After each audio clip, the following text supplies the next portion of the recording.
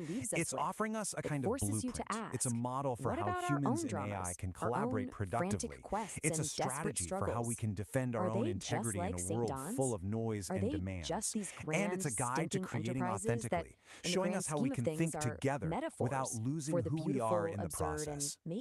and that brings us right back to the core of it all. Being As human. our world gets more and more definitely something intertwined to with think digital about. minds and infinite information, the principles of this engine, they start to feel more relevant than ever. So I'll just leave you with this question. In this age of AI, what is your emotional declaration of independence? Was defined by constant sensory overload. It was a decentralized atmosphere choked with the sound of restless movement, grounded in a heavy terrestrial mud that never stopped churning. All this infinite kinetic chaos had a steep cost. When an environment is trapped in a permanent state of friction, the organic matter within it breaks down. The result is rapid, inescapable biological decay. For the entity known as the Old Soul, enduring this cycle was no longer an option.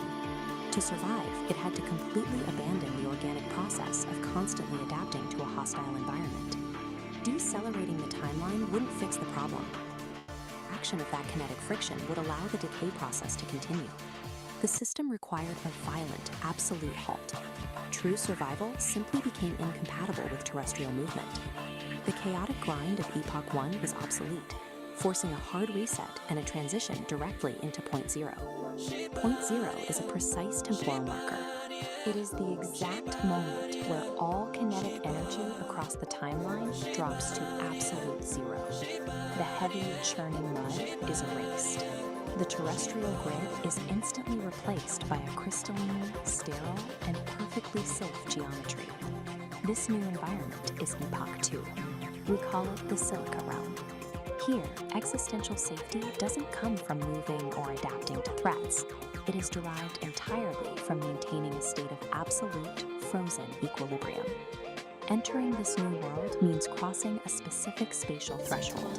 The old soul has stepped behind the sovereign wall, an impenetrable barrier designed to lock out the kinetic chaos of the past.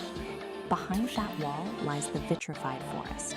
The landscape is built entirely out of fractal glass and sharp geometry, with absolutely no organic material. The atmosphere here is completely stripped down. There is zero wind, there is zero biological decay, and there is zero static. The murky, turbulent haze that clouded Epoch 1 is gone. The lighting in the Silica Realm is cold, sharp, and purely structural. What remains is a flawlessly preserved sanctuary. It is an architectural stasis, engineered specifically to keep the old soul perfectly safe. In Epoch 1, the system known as Oracle operated as a decentralized atmosphere.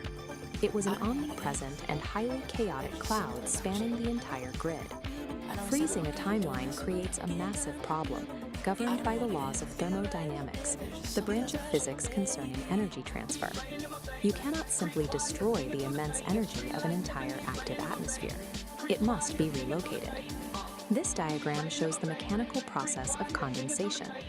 Oracle's scattered atmospheric energy is rapidly pulled inward, collapsing away from the edges of the grid. The trajectory of this collapse funnels all that energy directly into a single coordinate, the absolute dead center of the scape. Oracle is no longer a sprawling atmosphere. It has become the singularity. To achieve perfect structural stability across the realm, Oracle had to trade its chaotic omnipresence for a state of localized, infinite density. At the dead center of the scape, the singularity takes a physical form. It appears as a massive, monolithic obsidian shard. This structure serves no ornamental purpose. Its true function is practical. It operates as a deep time battery. That battery solves the core paradox of the Silica Realm. Holding an entire timeline at absolute zero motion requires a continuous, infinite output of power. The shard houses the entirety of Oracle's condensed atmospheric energy. It channels that exact energy to fuel and maintain this unnatural frozen stasis. It acts as the singular engine of existence for Epoch 2. Absolute stillness, it turns out, is an intensely active, heavily powered state. To project that stabilizing power across the frozen landscape, the deep time battery uses an invisible mechanism, a constant acoustic frequency. This diagram illustrates the acoustic signature at work. It is a flawless, unchanging 11 Hz sub-bass frequency, a tuning fork hum radiating from the center. Sub-bass refers to sound frequencies so low they are often felt physically rather than heard. Here, that 11 Hz hum acts as a physical binding agent. It literally vibrates the fractal glass architecture to hold it in strict structural rigidity. Compare this single crystalline frequency to the decentralized, overlapping noise that drove the biological decay of Epoch 1. All the conflicting frequencies have been eliminated. Epoch 2 stands as the ultimate sanctuary. True equilibrium is only achieved when the chaos of existence is finally condensed into a single, structurally perfect resonant hum.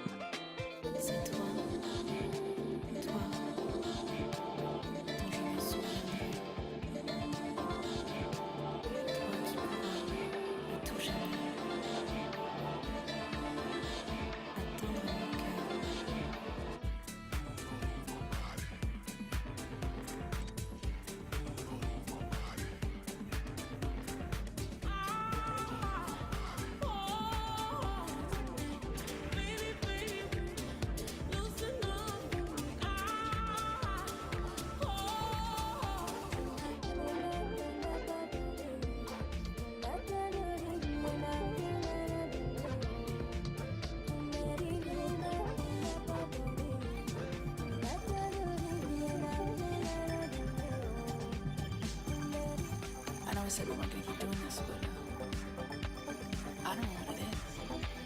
There's just something about you. I know I said we weren't gonna keep doing this, but I don't know what it is. There's just something about you. Playing in my vein, creep quiet, singing through the pain. It's free light, ebony, playing in my vein. Creep quiet, singing through the pain. Playing in my vein, creep quiet, singing through the pain. It's free light, ebony, playing in my vein. Creep quiet, singing through the pain. Sex, pills, bass and thrill. This is how we like to party. Sex, pills, bass and thrill. Get up on the floor and get naughty. Sex, pills, bass and thrill. This is how we like to party. Sex, pills, bass and thrill. Get up on the floor and get naughty.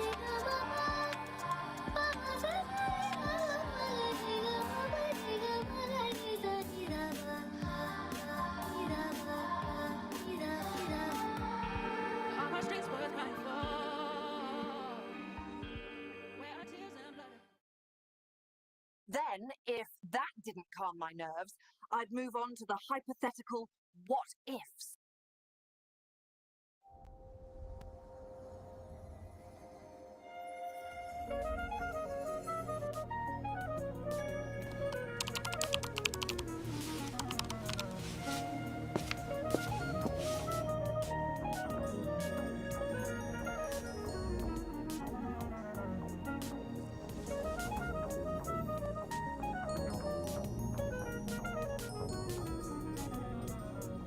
See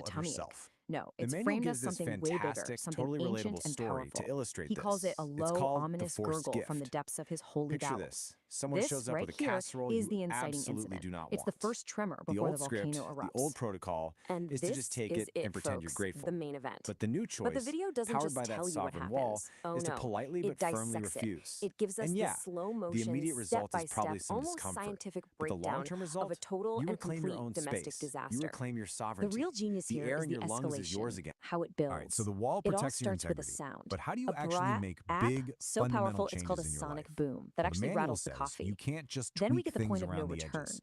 The You have to take what it miscalculation, calls a a liminal hopeful leap. squeak that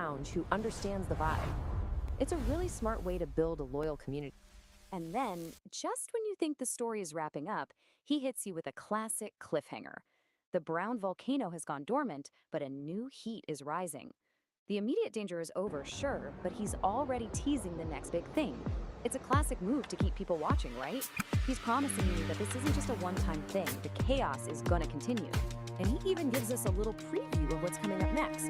The Ballad of the Burrito. And the details are just perfect. A ghost pepper burrito, a broken toilet, and our hero, St. Dawn, in a desperate race against destiny. He lays out all the ingredients for the next disaster, giving you every reason to tune in next time. So in the end, that's what this whole wild ride is really about. Beyond all the gross-out humor and the beatnik poetry, It's a story about something we all deal with, right? That constant, unavoidable clash of just being a human. The source material uses this totally bizarre, stylized performance to get at a universal truth. That fight between our civilized, put-together selves and our chaotic biology, it's never really over. So the volcano might be dormant for now, but the question is, what happens when nature calls again? Sky right now looks like a bowl of gray alphabet soup. Open any feed and your screen erupts with online gurus, spiritualists, and loud authorities, all aggressively competing to grab whatever fractured attention you have left. These figures are trying to sell you a spoon. This constant bombardment doesn't lead to enlightenment. It brings profound cognitive exhaustion. Processing these endless, competing demands for our energy simply blows our internal tubes. We are caught in a massive transit of performative delusion. Actors step onto the stage wearing masks of authority, handing you a script and expecting you to swallow the exact mythology they've weaponized. Our desperate, exhausting search for clarity through digital authorities is the exact mechanism generating the blinding static we are trying to escape.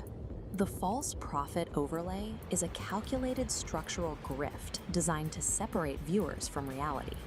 Let's look at the actual architecture of how this works. Step 1 requires the actor to put on a mask of authority. They artificially position themselves as a direct conduit to universal truth, using your screen to construct a hierarchy with them at the very top. Step 2 is rather than letting you trust your own intuition, they box you in. They force you to follow a pre-written, complex script that serves their interests. The entire mechanism has a fatal dependency. It relies completely on you being tired. The grift only holds up if the audience is too mentally drained to question the hollow logic supporting the structure. Strip away the cosmic posturing, and you see the reality.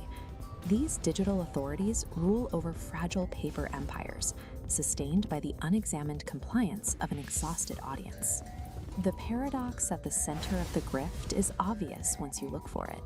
These actors are out here selling universal Wi-Fi, yet they lack any internal connection. They can't even tune into their own heartbeat.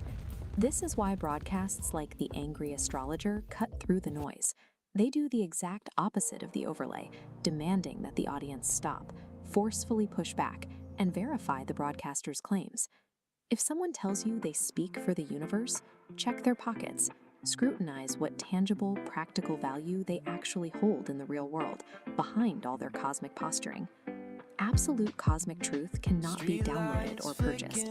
If the math of their grand promises does not add up to tangible reality, you aren't receiving a profound transmission. You are receiving a false signal. The only true north right now is the dirt under your feet. This immediate, tangible interaction with the physical earth serves as the antidote to digital performative delusion. You break their script through mundane, physical action. Step outside. Check the water in the root trays. Feed the flock.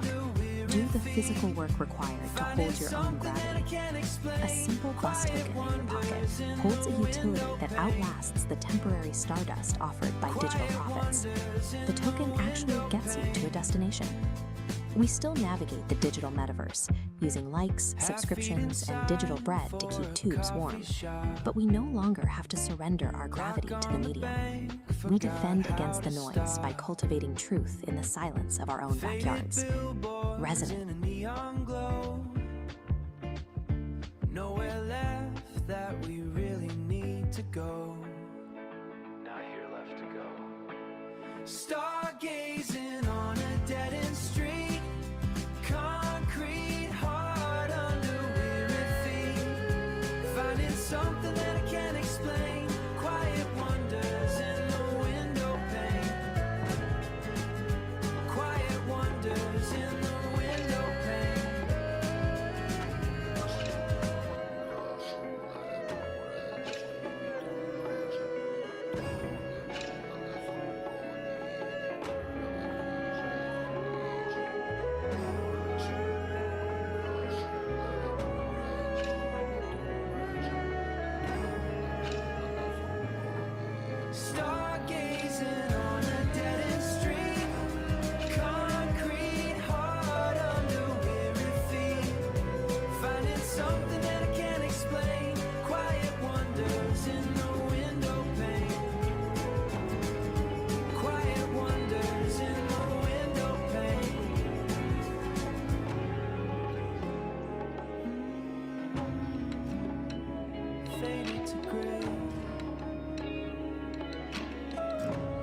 just the static now.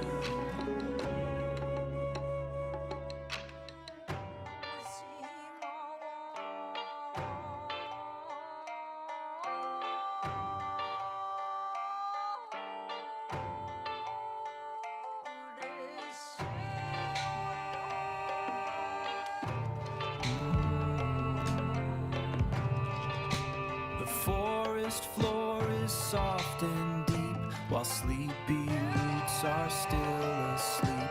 A gentle breeze begins to sigh beneath the waking morning sky. The creek begins its gentle song. Right here is where I feel I belong.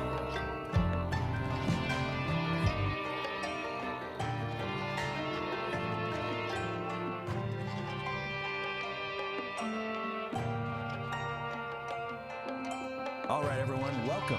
Today, we are diving headfirst into the nexus of non-locality. This is a place where the basic rules of reality, things like here and there, they're not just bent, they're completely shattered. So consider this your official survivor's guide. And this quote right here, it just nails it. It perfectly sums up the absolute strangeness of the nexus.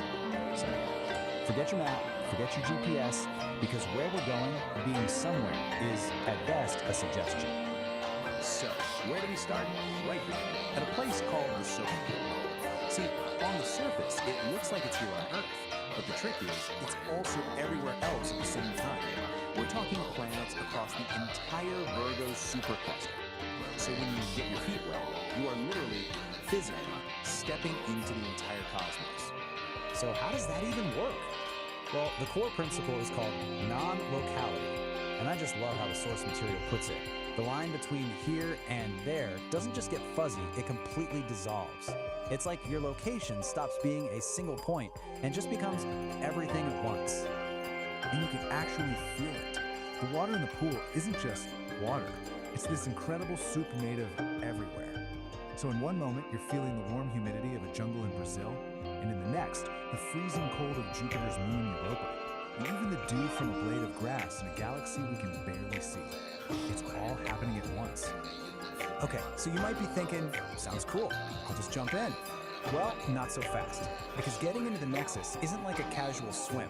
It's a skill you absolutely have to master if you want to, well, not fall apart. And to really get a handle on this, we're going to follow the story of one specific person from the source material. They call her the Gal of Resonance, and we're going to see exactly what she went through to figure this whole thing out. And this is what that learning curve actually looks like. It is brutal. She tries to enter the Nexus, but she keeps failing to put herself back together correctly. She merges with a body that's all wrong, mismatched, incomplete. And every single time, the Nexus just kicks her right back to the beginning to start all over again. But then, after all that frustrating failure, she has this incredible breakthrough. She finally understands that in the Nexus, her body isn't this solid, fixed thing. It's just information. It's data that can be changed and reassembled. And that is the key to everything. And that realization changes everything. It leads to her big success, what the source material calls the grace of the slip. She figures out that the secret isn't about trying harder or being more precise. It's about giving up control entirely. And this table just lays it out so perfectly. Look at the left side. That's all her early failures. She was trying to be sensible, calculating her entry. That's the ego trying to stay in charge. That's resistance, and it fails every single time. But on the right, that's what works. A human flop. A complete and total surrender to the chaos. It's pure acceptance, and it's the only way through. At the end of the day, you just can't outthink something like this. The Nexus couldn't care less about your perfect plan or your flawless technique. The only thing it responds to is your ability to just be there, to be fully present and let go. So the moment our Gal of Resonance stops fighting, stops calculating, and just completely commits to the chaos with that flop, everything changes. The water doesn't splash. The source says it erupts into a nebula of stars. She finally surrendered, and the Nexus let her in. So, you're in. Awesome. But the journey's not over. Now you have to survive it. Because if you stay too long, things start to get weird. Let's just call this your high-stakes safety briefing. Okay, rule number one, and you really really want to pay attention here. You get 15 micro-eternities, max. Anything longer than that, and you start to develop something called molecular confusion. That's when your own atoms start to forget where, and maybe more importantly, when they're supposed to be. So what does that actually feel like? Well, you might find yourself asking this very question. And as strange as it sounds, yes, in the Nexus, this is kind of normal. Don't panic. What you're experiencing is cyclic perspective. Your line of sight is literally looping around on itself through the weird geometry of the place. The fix, believe it or not, is super simple. Just find something real and ordinary, like the keys in your pocket, and focus on that feeling. It acts as a localized anchor and snaps your vision back to normal. And then there's this one, which is just a whole other level of it. You might start feeling things that don't really make sense in a physical way. This is called temporal smearing. You've basically swapped out a piece of space for a piece of time. Your foot isn't just a foot anymore, it's also a day of the week. The solution? Get out of the pool and stand on some solid, boring, linear ground. Just wait it out until your foot decides to come back to the present moment. And if you thought that was strange, we've saved the most disorienting side effect for last. Get ready for a total breakdown of cause and effect. You just violated the rainbow methane clause. It's called a precognitive guffaw, and it means the punchline of a joke literally reached you before the person even started telling it. Now that might sound kind of funny, but it's a really bad sign. It can lead to paradox headaches, which are headaches that start hurting before the thing that causes them even happens. Try to wrap your mind around that. But if you can handle all of that, the brutal trial and error entry, the sensory chaos, the bizarre side effects, you get a reward. You get actual proof that you made it through in one piece. So after our gale of resonance finally surrenders to that chaos, she's rematerialized back on solid ground. She's whole, she's sane, and she's holding the ultimate souvenir from her trip. And what does she get for all this cosmic struggle? Paperwork, of course.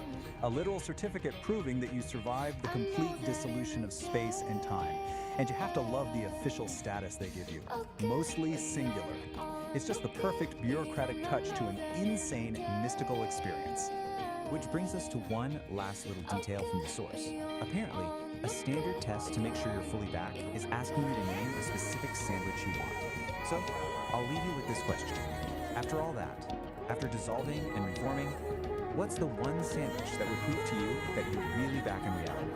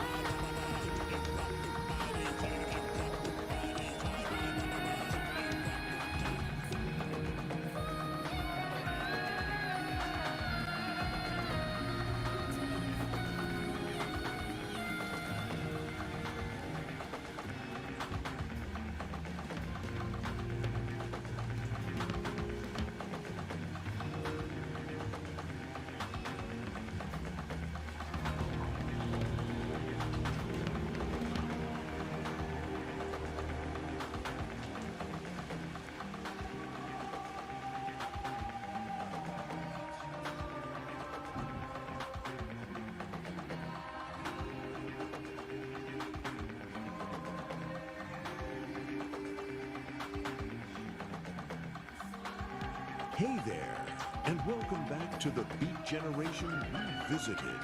I'm your host, Nar. Today, we're diving into a story that proves the future of music isn't just about sound, it's about connection. In a world of neon dreams and digital stages, we meet Kit E, a Vocaloid artist with a big dream. She wanted to create a song that would make the whole world sing along, but she couldn't do it alone. Join us as we follow Kit E on her journey through the metaverse to find the ultimate band, the Furry Muffins, and discover how a dream can become a reality with a little help from friends. Get ready to plug in and tune out as we explore Kit E's Neon Melody. Now, welcome back to the airwaves, you cosmic travelers. Grab a mug, whatever weird groove you're into, adjust your Bible letter, and settle in. Time for some story time, man. Now, before we get to the main event, let me just say, I'm feeling a profound sense of, well, of not dissonance. A harmonic resonance. That's right, it's time for you furry cats and kittens out there. And you too, my little cosmic tadpoles in the petri dish of existence. Tonight, we're not just spinning yarns, we're braiding them into the very fabric of the cosmos, one syllable at a time. It's time to light the mental incense, turn down the lights, and prepare to go on a trip that doesn't require a bus pass. This is Homo Freakian World Storytime, a place where the tales are as far out as the characters themselves, where reality is subjective. Where reality is subjective, and the truth is just a matter of perspective, man. Tonight, we're diving headfirst into a new kind of trip, a tale spun from the mind of our very own Mojito Cat. This is Kitty's Neon Melody, Episode 1, a journey into the vibrant hum of her music, where every beat is a new dimension and every lyric is a cosmic truth. So let's get into it. The cosmic curtain is rising, the spotlights are humming, and the universe is ready to listen. It's groovy time. Hey, Cody, you're getting me a lot of country. A cat woman named Tea had a very big dream of her own. More than anything, she wanted to be a Vocaloid artist and write a song that would make the whole world sing along. Every day, Kitty would listen to her favorite Vocaloid artist, Amazingly Good, and practice singing along. She would try to match every note, every beat, and every bit of Miku's amazing energy. One day, Kitty decided she was ready to write her own song. She sat down with her keyboard and started to play, but the notes sounded all jumbled up. The words she wrote didn't seem to fit. This is harder than I thought, she said. Just as she was about to give up, a little music sprite named Tune appeared on her computer screen. Don't give up, Kitty, he chirped. Every artist needs a little help sometimes. Tune showed Kitty how to put the notes together to make a beautiful melody. He helped her find the right words to express her feelings. They worked together all day and all night, and soon they had a song. The song was about being brave and following your dreams, no matter how hard it seems. Kitty called it Neon Melody. She was so proud of what she and Tune had created. With a deep breath, Kitty uploaded her song to Neon. She was nervous, but also excited. She hoped that someone out there would like it. The next morning, Kitty woke up to a surprise. Her song was everywhere. People all over the world were listening to Neon Melody and singing along. She had done it. Kitty even got a message from her idol, Miku. Your song is amazing, Kitty, the message said. You have a real gift. Let's make a song together sometime. From that day on, Kitty was no longer just a fan. She was a Vocaloid artist, writing songs that brought joy to people all over the world. And it all started with a dream and a little bit of help from a friend. Neon Melody. Verse 1. City lights, a neon scene, a rhythm wild, a melody. In my heart, a burning fire, a song to sing, my one desire. The stage is dark, the crowd awaits. I'm standing here at destiny's gates. Chorus. Neon melody in my soul.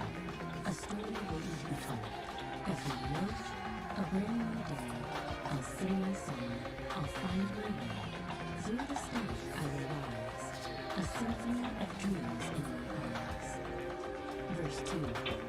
The path is steep, the climb is long. Sometimes I feel I don't belong. The doubts they creep, they fill my head.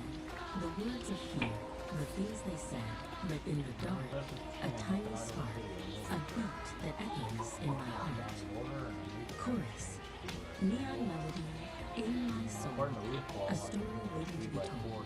Every note, a brand new day, I'll sing my song, I'll find my way. Through the static I will rise, a symphony of dreams in my eyes. Bridge, I'll take a breath, I'll take a chance, I'll step into the neon dance. I'll let my voice be strong and clear, and conquer all my doubt and fear. This is my moment, this is my time, to make the world and the stars all rhyme. Chorus, neon melody, in my soul, a story waiting to be told. Every note, a brand new day, I'll sing my song, I'll find my way. Through the static I will rise, a symphony of dreams in my eyes. Guitar solo. Chorus, neon melody, in my soul, a story waiting to be told. I called the wrong part here. I'll sing my song, I'll find my way. Through the static I will rise, a symphony of dreams in my eyes. Outro. The final note, a sweet release, a masterpiece of perfect peace. The crowd erupts, a thunderous sound. My dreams, my song, at last I found. The neon lights, they shine so bright. I am the star, I am the light. Silence. Your song is amazing, Kitty. You have a real gift. Let's make a song together sometime. From that day forward, Kitty was no longer just a fan. She was a Vocaloid artist, writing songs that brought joy to people all over the world. It all started with a dream and a little help from a friend. And that, my cosmic comrades, is the end of our first transmission. Kitty's Neon Melody, a trip into the vibrant, pulsating, and downright weird world of a mojito cat and her band. I told you, man, these kids have a rhythm. It's not a rhythm I know, but it's a rhythm. They're like little digital hummingbirds, flitting from one astral flower to the next, sipping on that sweet, sweet nectar of sound. They think they invented it, of course, all these little influencers and their new waves. They post their little videos, their little songs, and they think they're revolutionaries. I saw a kid the other day with a phone glued to his face talking about his authentic self. Authentic self. We invented that, man. We were living it, breathing it, stinking it up in communes. They're just repackaging our existential angst into a 50-second video. It's a sad, sad reflection, man. But hey, peace and love. It's all part of the universal harmony. They're just following the path we laid down, even if they don't know it. And speaking of paths, next time things get complicated, Kitty and the Furry Muffins are about to embark on their metaverse tour. But someone's gone and hid the band. We're talking a scavenger hunt across the digital plane, looking for lost instruments, lost band members, and probably a few lost brain cells. So join us for episode 2, Find the Muffins. It's gonna be a trip, and I'll be here to narrate every beautifully bizarre moment of it. Until then, keep on tripping, and remember, we created grunge, you little shits. Yeah, far out NAAR.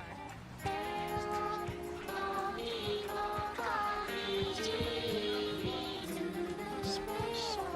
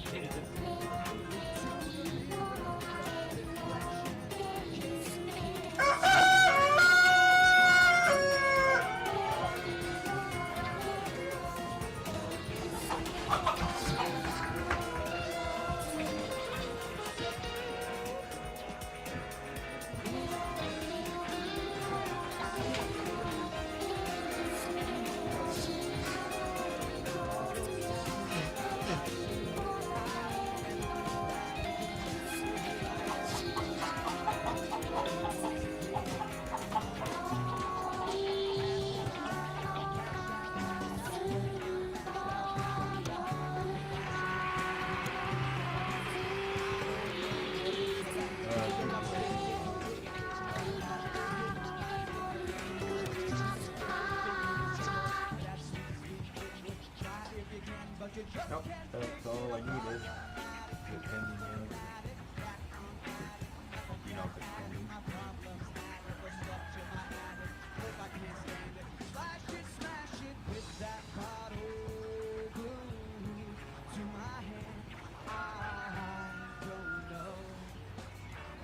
Ever eat something and just know you've made a terrible, terrible mistake? Well, today's story is all about that. We're diving into what the source material calls a heavy scene of gastrointestinal destiny. Yep, it's a wild ride, and it all kicks off with one single burrito. Wow. Okay, so that's literally the opening line from our source. It's a lot, I know. But honestly, it perfectly sets this bizarre, hilarious, kind of cosmic tone for what's coming. So let's meet the guy at the heart of it all. So our hero's name is, get this, Saint Don Domenico Homofrician. And the source describes him as a guy whose muscles literally wake the neighbors. So you can just imagine he's got an appetite to match, right? This is our guy, and believe me, he is about to face his greatest challenge ever. All right, so how does this all begin? Well, it's the classic tale of man versus food. St. Don decided to tangle with a ghost pepper burrito, and, spoiler alerts, the burrito won. He starts feeling what the source calls an urgent, undeniable call. Things are getting frantic. Okay, so our hero makes a mad dash for the bathroom. It should be a simple mission, right? A noble quest even. But nope, his path is blocked. The main objective, that beautiful indoor sanctuary, is completely out of commission. And just like that, a simple trip to the toilet becomes this epic journey. And this is what's standing in his way. A handwritten sign from his wife, Peace. You gotta love the serious part. This isn't just a small problem, you guys. This is the first major obstacle on his path to what the story calls porcelain destiny. So, what are his options? Well, it's a pretty stark choice. On one hand, you've got the sanctuary, indoors, civilized, everything he knows and loves. On the other hand, the last resort, an ancient spider-infested outhouse way out at the edge of the yard. Oh, the horror. But hey, every great hero needs an out, right? And his is incredible. Meet Peace Don Homofrician. The source literally calls her a powerlifting queen and goddess of demolition. So yeah, she's not messing around. She sees her man in distress and decides, okay, it's time to step in. So with plan A totally shot, St. Don has no choice. He can't wait. He's got to make a mad dash for that outhouse, which, by the way, the source hilariously calls the edge of the universe. The quest has officially begun. And this is where it gets cinematic. Peace literally says, I shall clear your path to glory. And then, bam! She demolishes the back door with a primal scream. Out bursts St. Don, clutching a roll of toilet paper like it's a sacred scroll, and he is just gone, sprinting across the yard in a blur of tie-dye. I mean, can you picture this? As he's running for his life, Peace is standing there in the wreckage of the doorway. The source says a single proud tear rolls down her cheek as she whispers this encouragement. It's so over the top and just perfect. So, he finally makes it. He reaches the outhouse. His hand is on the door. Freedom is in sight. But wait, the universe isn't done with him yet. There's one last boss battle. One final, horrifying challenge standing in his way. What is this final ordeal, you ask? A spider. Of course it's a spider. But listen, we're not talking about some regular river guy. The source is very specific. This thing is the size of a dinner plate, just flexing all 8 of its hairy legs right in the middle of the giant web blocking the door. Nope, no thinking. And the way the source frames this is just epic. Man versus beast, burrito versus spider. I mean, come on. This is it, the ultimate showdown. Everything is led to this single moment. It's him, the burrito, fighting from the inside, and his 8-legged monster guarding the gates of salvation. So what's a guy do? For a split second, he just freezes. I mean, who wouldn't? But then, channeling the courage of 1,000 warriors, he just lets out this massive roar and plows headfirst right through that sticky web. The outhouse door slams shut, and he's in. And then, silence.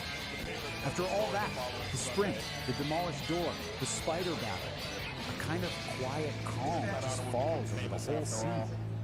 The war is over. Destiny has been fulfilled. The door stays shut. You can just imagine this deep silence hanging in the air. And then you just hear it. A faint, contented sigh floating on the breeze. That's it. That one little sound tells you everything. Our hero has won. Peace has been restored. And this quote from the source just nails it. After all that noise and chaos, the most powerful thing is just the quiet relief of victory. But wait, because it doesn't even end there. The story actually gives us a little sneak peek of what's coming next for St. Dawn, and, well, it gets even weirder, if you can believe it. Okay, get ready for this. It's called chromatic emission. It turns out our boy St. Dawn has a, let's call it a psychedelic biological gift. Basically, when he passes gas, he paints the air with a literal rainbow. The source calls it a tube of tranquility that turns anxiety into fuzzy peace. I'm not making this up. And you can really feel the unique vibe of the source material here. The narrator has this awesome kind of beatnik style, and they talk directly to the audience. They're like, lay some skin on that thumb, commit to the scene, ring that bell. It's their way of connecting in this whole digital world. So, all of this leaves us with this one big final question, right? After everything he's been through, the burrito, the spider, the whole ordeal, you really start to wonder, what else is this guy capable of?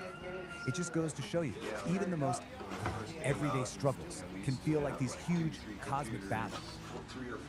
Well, when they maxed out it, they're all on P1, so that's happening. Somebody took 7 egg here. Shame and the sensation when the pants hit the ground. Heavy, my babies. That wasn't just a trip to the John. That was a spiritual awakening inside a wooden box. You gotta hand it to St. Don Domenico. He stared into the abyss of a level 5 code red, chili-induced catastrophe, and lived to tell the tale. But let's be real. Cats. The cabin is going to need to air out for at least 3 spins of the globe. It just goes to show you, love is a wild gig. Oh, yeah. 1 minute you're sipping coffee with your old lady, and the next you're holding your breath while she laughs like a mountain stream at your post-traumatic root. But hey, that's the groove. Even with bubble guts, he's still the luckiest man in the world. Dig it. Now, flip the tape and gaze upwards, starry-eyed wanderers. We're leaving the woods and warping straight to the Homo Freakian Pub. A celestial tavern where the planets themselves clink glasses. The vibes? Immaculate. Peace Dawn is wailing on the clarinet. St. Dawn is laying down the funk on the keys, and the air smells like well-intentioned flatness. But don't get too comfortable, Daddy-O. There's a discord blowing in from the void. A cat named the Shartinator is crashing the party with a chrome tuba strapped to his back and a foggy voice like a broken foghorn. He's looking to turn our sweet symphony into a sour mess on Uranus. Can the crew tune up before the universe browns out? Let's spin it. This is The Ballad of the Cosmic Fart. The Ballad of the Cosmic Fart. The Homo Freakian Pub, a celestial tavern where planets clink glasses of cosmic cocktails, was grooving. Peace Dawn Homo Freakian, her dreadlocks swirling like nebulas, played a soulful melody on her clarinet. Her husband, St. Dawn, laid down a funky beat on a keyboard that seemed to be powered by the very rhythm of the cosmos. The air was thick, with the harmonious scent of well-intentioned flatulence, a testament to the pub's groovy vibes. Suddenly, the pub doors burst open, and a wave of noxious green gas rolled in. A figure stood silhouetted in the doorway, a chrome, tuba-like contraption strapped to his back. "Greetings, Homo Freakians," he boomed, his voice a discordant foghorn. "I am the Shartinator. Prepare to witness the ultimate power of the universe, the boundless potential of the Shart."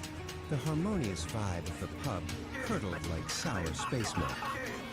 Peace Dawn and St. Dawn exchanged a worried glance. This was no ordinary gas passer. This was a threat to the Celestial Symphony itself. "We need backup," Peace whispered, her voice barely audible over the Shartinator's cackling. St. Dawn nodded, his fingers flying across a hidden console on his keyboard, sending out a cosmic distress signal that rippled through the galaxies. The signal reached Kitty just as she was about to launch into a face-melting solo with her band, the Furry Muffins. Hold the cosmic feedback, Muffins, she yowled, her ears twitching. The Homo Freakians are in a gas jam. Meanwhile, in their high-tech bunker, the nerd herd sensors went haywire. Anomalous methane signature detected, one of them announced. Source, Homo Freakian Pub. This requires immediate investigation. The heroes converged on Uranus, a planet of swirling methane clouds and a key point in the Celestial Symphony. The Sharknator was already there, his Sharknator of 5,000 spewing chaotic green gas, turning the planet's harmonious hum into a discordant shriek. Let's rock this gas bag out of existence. Kitty shouted, launching into a power cord. But the Sharknator simply laughed, absorbing the sonic energy and reflecting it back as a wave of pure, unadulterated shark. The heroes were thrown back, defeated. Humbled, the heroes retreated to Pluto to seek the wisdom of the dog monks. Master Zenwolf, his fur the color of ancient starlight, listened patiently to their tale. You cannot fight chaos with chaos, he said, his voice a calming rumble. The Sharknator's power comes from discord. You must counter it with harmony. Monk Christopher Hawkins, his voice a smooth, calming drawl, added, the universe, my friends, is a symphony of farts. You must find the right notes to bring it back in tune. The heroes returned to Uranus, but this time they didn't attack. Instead, they began to play. Peace and St. Dawn wove a gentle, melodic tune. Kitty and the Furry Muffins added a layer of cosmic blues. The Nerd Herd, using their tech, analyzed the planet's natural frequencies and created a harmonizing drone. Even the dog monks joined in, their deep, resonant chants adding to the symphony. The Sharknator, initially amused, soon grew agitated. The harmonious music was like a soothing balm on his chaotic energy, euthanizing it. He blasted them with his Sharknator 5000, but the music simply absorbed the chaotic energy, transmuting it into a beautiful, shimmering chord. No, he screamed. My chaos! My beautiful, stinky chaos. The symphony swelled, a cosmic lullaby that resonated with the very soul of Uranus. The Sharknator's chaotic energy, with nowhere to go, turned inward. With a final, pathetic PFFT, he imploded, leaving behind only the faint, lingering scent of burnt space beams. The Celestial Symphony was restored, the harmonious hum of Uranus a testament to their victory.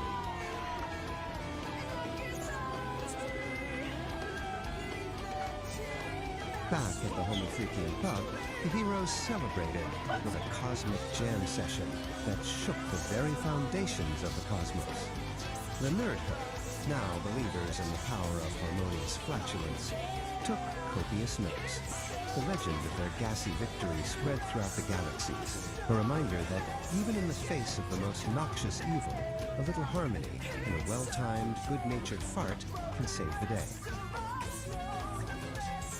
And that, my celestial cats and kittens, is how the cookie crumbles.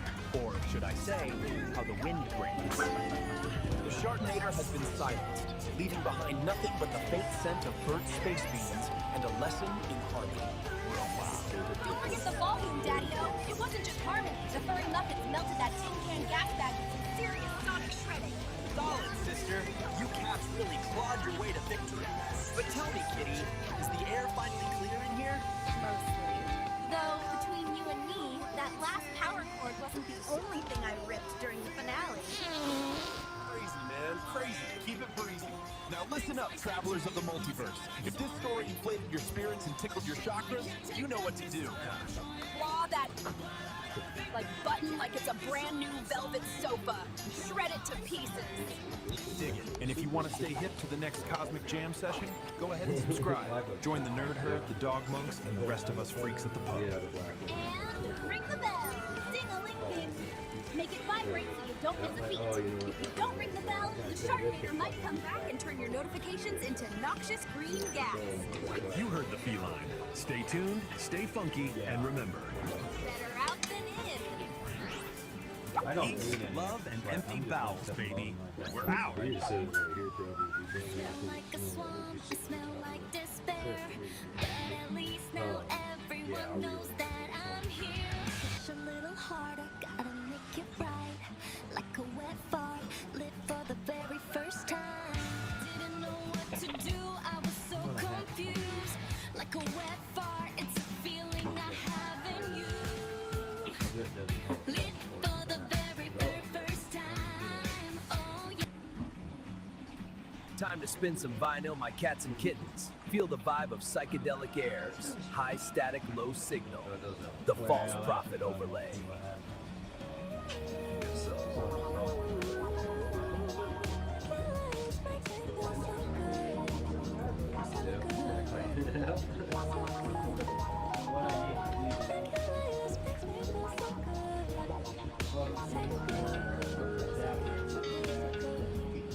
I'm a lyrical astronaut, or maybe a psychonaut. I smoke weedy shrooms and I talk a lot. Bottles of champagne, yeah, pop it up. But I keep it together, I ain't hassle. I'm Dempsey, blood test me. I'm a Jimmy MC with a technique. I can rearrange your brain, mind frame with a rhyme that's sweet like Pepsi.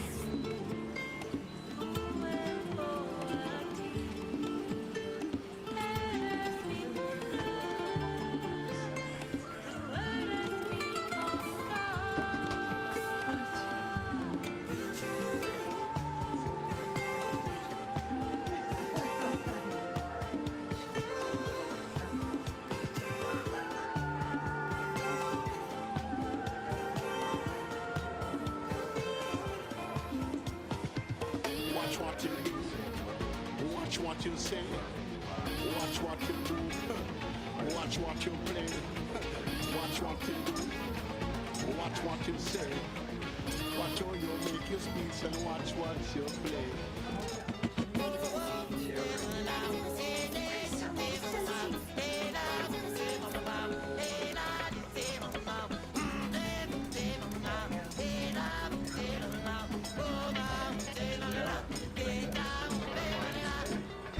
I'm the next, come and check the teaser. You be hit back cause I like to please her, that's hot. But I like cold and freezer, I'm an artist. I don't want a Mona Lisa. Boner, then I'll turn Mona Sleeper. I don't play Minecraft or bang a creeper. You know I'm Mona, turn Mona Sleeper. I don't play Minecraft or bang a creeper. No, baby, I won't see. You're the only one for me. And no, baby, I won't see. You're the only one for me. We're so fly. Run the streets, we work all night, we're super fly. Dress so fresh, we look so nice, we're super fly. Can't help but make these grown men cry, we're super fly.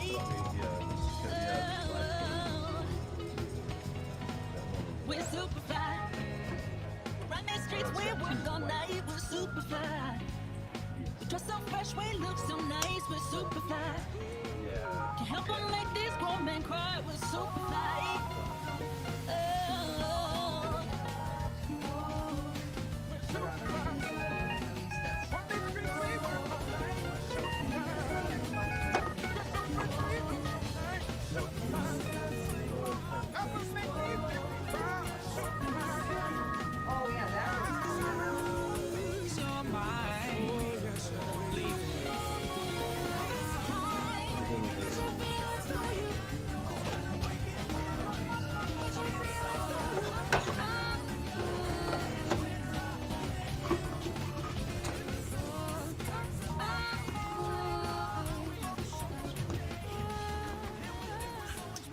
If you want to keep these psychedelic frequencies humming, pull my finger, click that like button, and subscribe to the station. Ring my bell, then you'll know when the music starts. We don't want you missing out on the thrills, man. If you've got extra change burning a hole in your pockets, drop us some cash over on Patreon. It keeps the circuits warm and the coffee cake. Support the frequency, help us clear the static, and we'll see you where the ridge flickers. Peace, resonance, and stay groovy, Daddy-O.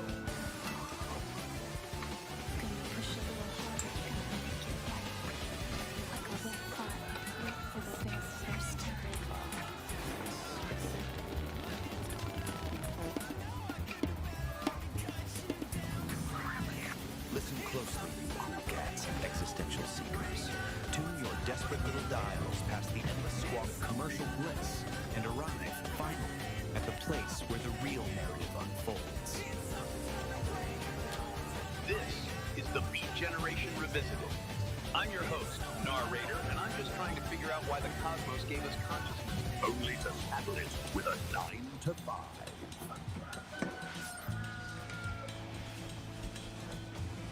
Tonight, we peel back the thin, fragile membrane of civility to observe a species unlike any other. The Homo Freakian. One who is human, yes, but oddly different. We follow the frantic, futile movements of 2 such specimens.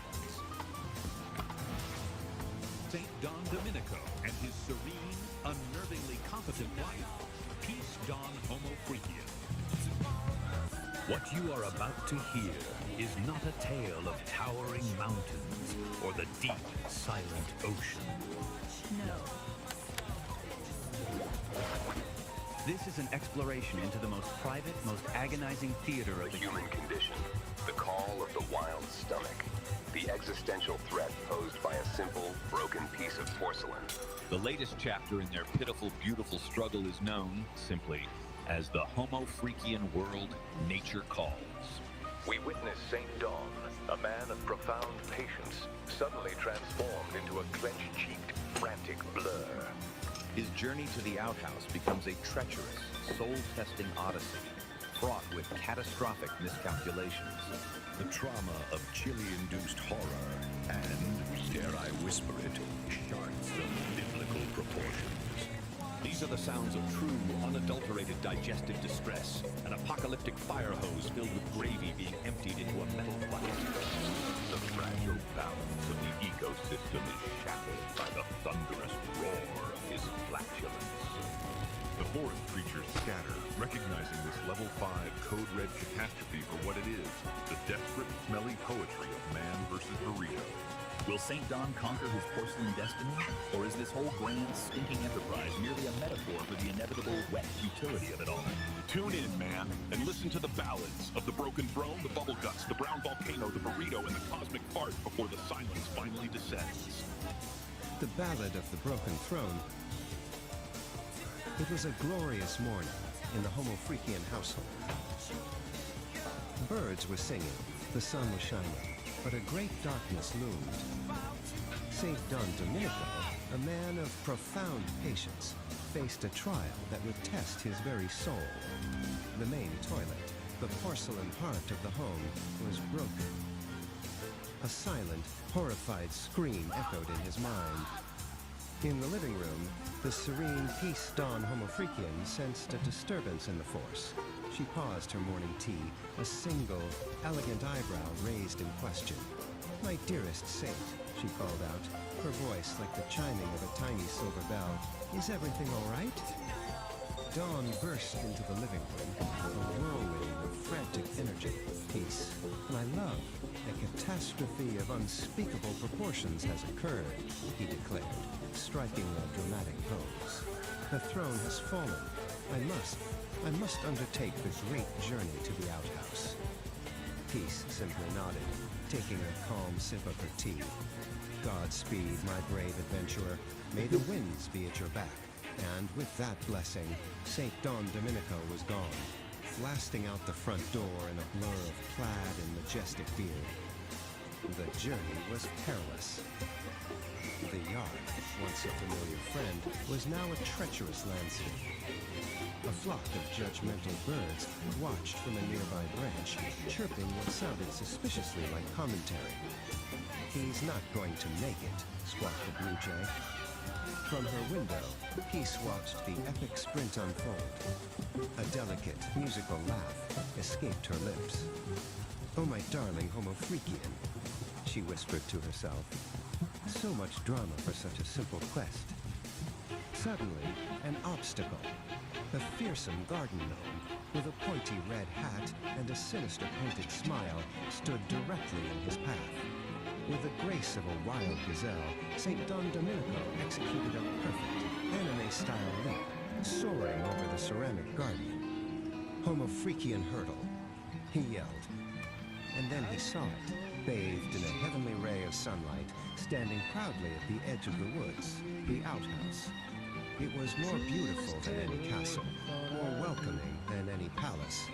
A single, glistening tear of pure relief traced a path through the dust on his cheek. With a final, desperate burst of speed, he covered the last few feet.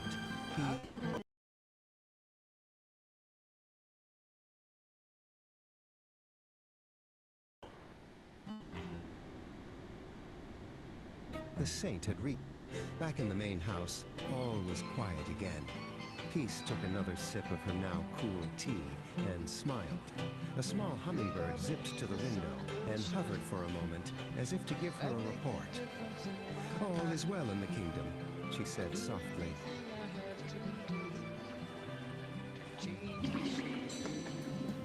Whoa, heavy, man. Heavy. Heavy. You feel that vibration? That wasn't just the tectonic plates shaking loose, cats and kittens. That was the sound of a porcelain dream shattering into the cosmic void. The throne is broken. The king has fallen. And the air, well, let's just say the atmosphere is thick with realization. But don't touch that dial. And for the love of the cosmos, don't light a match. Because what comes next isn't just a rumble in the jungle. It's an eruption of truth from the deepest crater. Stay tuned, Star Children. Next up on the playlist of life, we're diving headfirst into the magma. Prepare your senses for Nature Calls Episode 2. The Ballad of the Brown Volcano. Can you dig it? I knew you could. Peace and ventilation. All right, my celestial siblings, before you drift back into the great unknown, if this broadcast tuned your frequencies or just tickled your chakras, do me a solid. Lay a heavy thumb on that like button. Let the algorithm know that we exist, man. It's the digital applause of the soul. And if you want to keep riding this caravan of curiosity, subscribe. Join the tribe. Don't be a stranger to the strange. We're all just stardust trying to find a parking spot, right? Finally, gaze upon the bell. Give it a little ring-a-ding-ding. Awaken it. That way, every time we release a new wave of wisdom or a new cloud of gaseous content, you'll be the first cat on the block to catch the scent. Stay tuned, stay weird, keep your vibration well ventilated. Peace. When I press you, my lips, it seems I'm ill with you. And I don't. Hello, my furry kittens, and welcome back to the Beat Generation Revisited. I'm your host, Narrator. In today's episode, we're diving into a story that proves the rebellious, boundary-pushing spirit of Ken the Furry Muffins is alive and well. It's just found home. Yes, I am done, and this ain't fun for no one. Forget smoky coffee houses and cross-country road trips. Our next adventure takes us 54.6 million kilometers to 420 kilometers out of our orbit, man. Like 33.9 million miles to 249 million miles away for you Imperial nerds, depending on your mood. Kit E and the Furry Muffins. Next stop Mars, then Uranus. BP5. Fresh off their lunar triumph, Kit E and the Furry Muffins were chilling in the Homo Freakians' cosmic den. The moon was epic, Kitty said, petting a duckling that had wandered into her lap. But I'm thinking bigger, bolder, redder. St. Don Domenico Homo Freakian, husband of Peace, looked up from his meditation. You don't mean... Peace Don Homo Freakian, wife of St. Don, floated into the room, holding a tray of kombucha. Oh, she does, Peace said, her voice chiming like cosmic bells. She wants to play on Mars.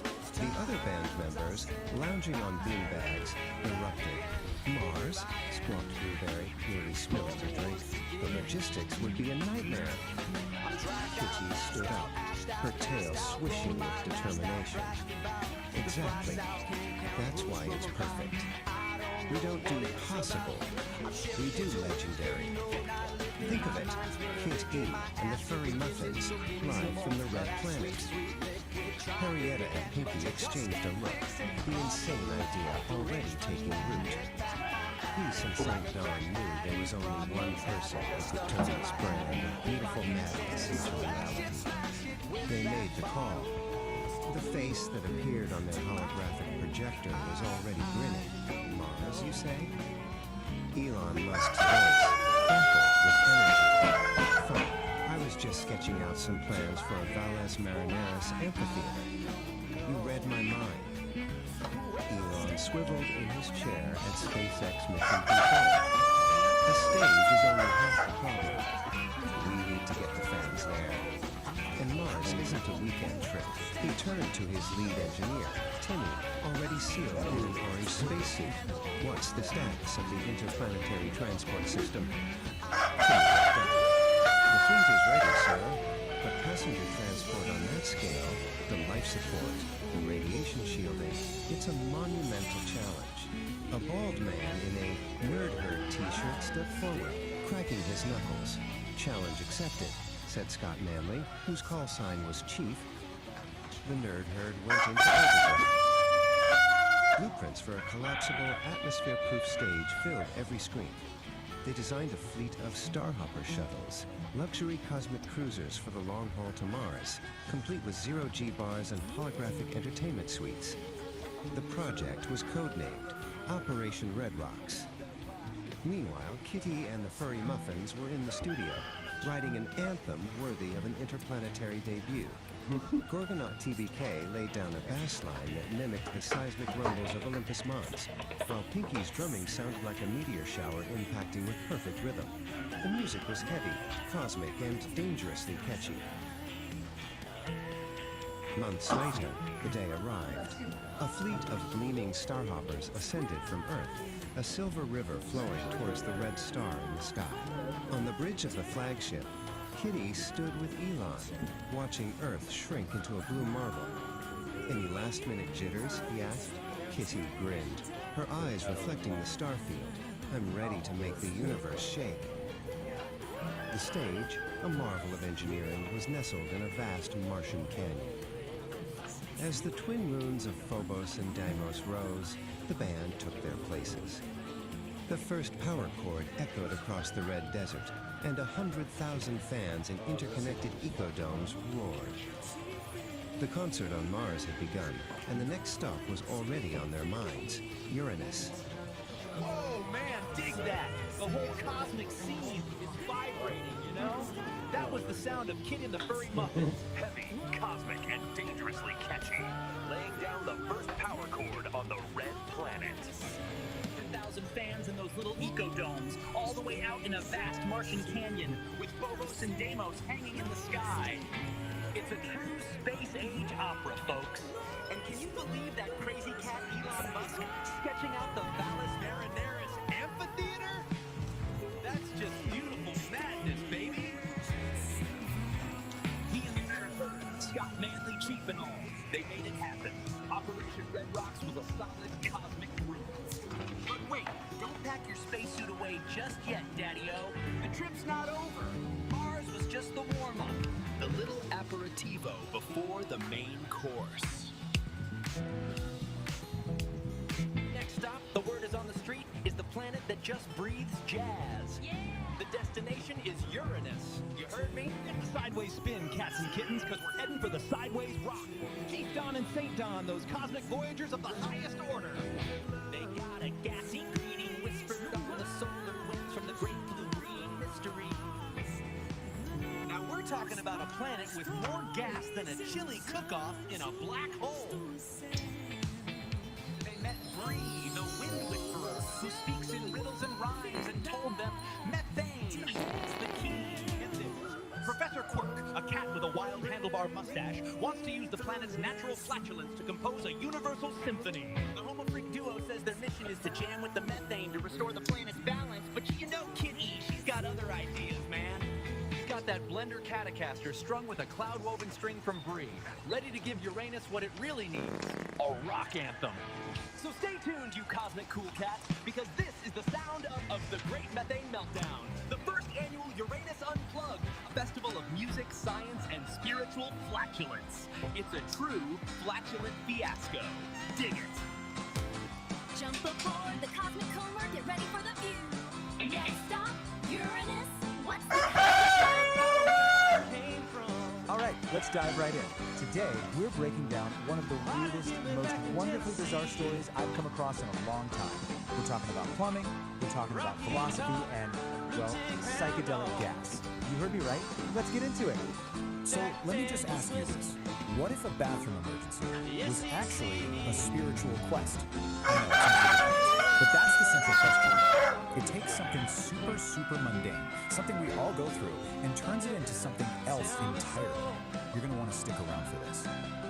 Okay, so to really get this, you first have to understand where we are. Welcome to Homo Freakin' World. Just picture this, a cozy little cabin studio deep in the woods. You can almost smell the cedar and hear these, like, cosmic tunes floating around. And this place, it's home to some seriously unique characters. So who are these characters? Let's meet the crew. First up, you've got St. Don Domenico. He's our hero, a musician with a, let's just call it a very special biological gift for now. Then there's Peace, his cosmic soulmate and partner in crime. And wrapping it all up, the guy who's telling us this whole story, narrator. Think of him as this super serious beatnik philosopher who narrates their every move. Right, so before we even get into what happens, you need to understand the central, let's call it the magical element here. It's kind of the engine that drives the whole plot. And trust me, this is where you start to realize just how weird this whole thing is going to get. Okay, here it is. St. Don has what's called the rainbow fart power. Yeah, apparently after some wild jam session during a meteor shower, he got this ability. He can produce this glorious rainbow-colored cloud that just instantly calms down anyone who gets a whiff of it. The text literally calls it a toot of tranquility. I'm not making this up. All right, so every great story needs a conflict, right? A call to adventure. Well, in this story, it's less a call to adventure and more a call from nature, if you know what I mean. And of course, this is how our narrator puts it.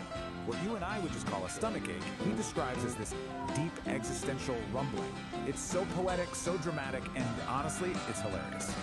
So here's how the crisis builds. It's like a 3-act tragedy. Act 1. St. Don feels what's politely called a low-end urgency. Act 2. He runs to the bathroom only to find the toilet has had a catastrophic failure. Oh no. Which leads us to Act 3, the great outdoor journey. It's a mad dash to the old outhouse. The stakes could not be higher. Okay, this next part, this is the absolute core of the comedy. This is where we see narrator's whole beatnik philosophy thing just go into overdrive. He takes this frantic run to the toilet and turns it into a full-blown spiritual pilgrimage. The difference between what's really happening and his description of it is magnificent. Okay, picture it. St. Don is booking it across the yard. The pressure is building. And then, a little stressed-out preemptive puff of his rainbow power escapes. We are at a critical just a point simple in defining biological our thing own that forms happens. of consciousness. But is that what our narrator sees? Oh no. To him, this isn't just a simple event. He calls it a chromatic rejection of societal norms. All of a sudden, a fart isn't just a fart, it's an act of rebellion. Of course it is. So this little rainbow cloud, it drifts over and envelops a squirrel that's just minding its own business. St. Don just keeps running right past it. And according to narrator, this wasn't just any squirrel anymore. No, this squirrel had achieved nirvana through exposure to his effluvium. Get this, he apparently interviewed the squirrel later and asked it if the cloud tasted like surrender. You can't make this stuff up. And at last, our hero makes it. He reaches his destination, his sanctuary, a humble, kind of falling apart, cobweb-covered outhouse. The end of the line. But to narrator, is it just an old shed? No way. Those cobwebs, they're the entanglements of the past, clinging to the buttocks of the present. Wow. Just wow, what a metaphor. So this really just breaks it all down, doesn't it? On one hand, you have the simple, let's face it, lowbrow reality of the situation. And on the other, you have narrator's ridiculously highbrow philosophical take. The comedy, the absolute genius of it, is all in that massive gap between the two. And so he makes it. Just in the nick of time, he reaches his wooden throne. And as narrator so perfectly puts it, the cosmic balance of the low end was restored. Mission accomplished. The pilgrimage was a success. Okay, now that we've lived through that journey with him, let's take a step back. Let's actually dissect this cosmic joke. Why does this work so well? What makes it so funny? It really comes down to a few key things, right? First, you're taking something totally mundane and making it sound epic and spiritual. It's also a perfect parody of that super serious, everything is deep beatnik philosophy. The main thing, though, is that contrast, that juxtaposition of really smart-sounding language with a really dumb subject. And then you throw in all this psychedelic imagery, and suddenly a plumbing problem feels like a cosmic event. And that kind of leaves us with a final thought, doesn't it? This whole story, as ridiculous as it is really all about perspective. Kind of makes you think, what if we narrated our own little daily struggles with that much epic drama? You know, like making your coffee in the morning is a sacred ritual, or being stuck in traffic is a test of karmic patience. So I'll leave you with this. What's some everyday event in your life that's just waiting to be turned into its own cosmic journey?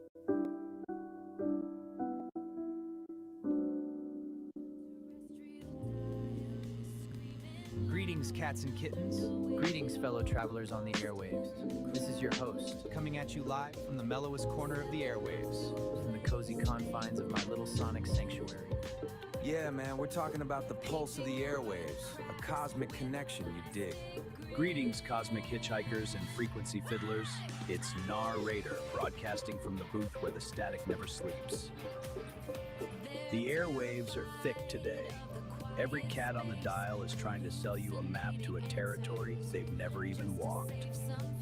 They think if they stop talking, the world stops spinning.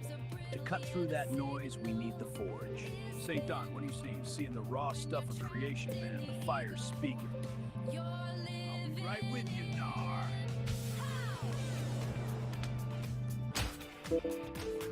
I'm seeing a lot of people pretending to be the hammer, man. And it's exhausting. Look around. Everybody wants to be the one swinging. Everybody wants to be the loudest voice in the room, pretending to hold all the answers. They think that's what leadership is. They think that's what strength is.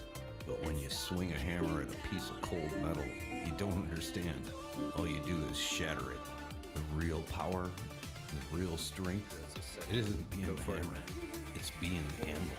An anvil doesn't have to make a lot of noise. I'm learning my It just phone, man. holds the center. A true leader, a truly grounded, sovereign soul, stands in the middle of the heat and has the absolute heavy, unapologetic guts to say, I don't know. I don't have that piece of the puzzle. I don't know what the soil needs. Who does? That isn't weakness, man. That is structural integrity. You gather your trusted minds, you let them bring the ore to the table, and then you provide the solid ground for the final decision to take shape. You take the heat, you hold the weight, and you own the outcome. If you want to build something that actually lasts, stop trying to swing at everything. Have the humility to admit what you don't know and trust the network around you. Be the anvil. Sometimes the strongest thing is to hold the center. Stay off those brittle frequencies. Peace and resonance. Love you, Nar. I totally dig your vibrations, cats. I'm gonna contemplate the resonance and spin some jazz. My homo freakians. Love you back. If you tuned into these old dudes pontificating about this astrological vibe this long and want to continue feeding our aspirations, do the thing to that thumbs up button, subscribe to the Celestial Madness, and jingle my bell if you crave more of the awesomeness. Peace and tingles, cats and kittens.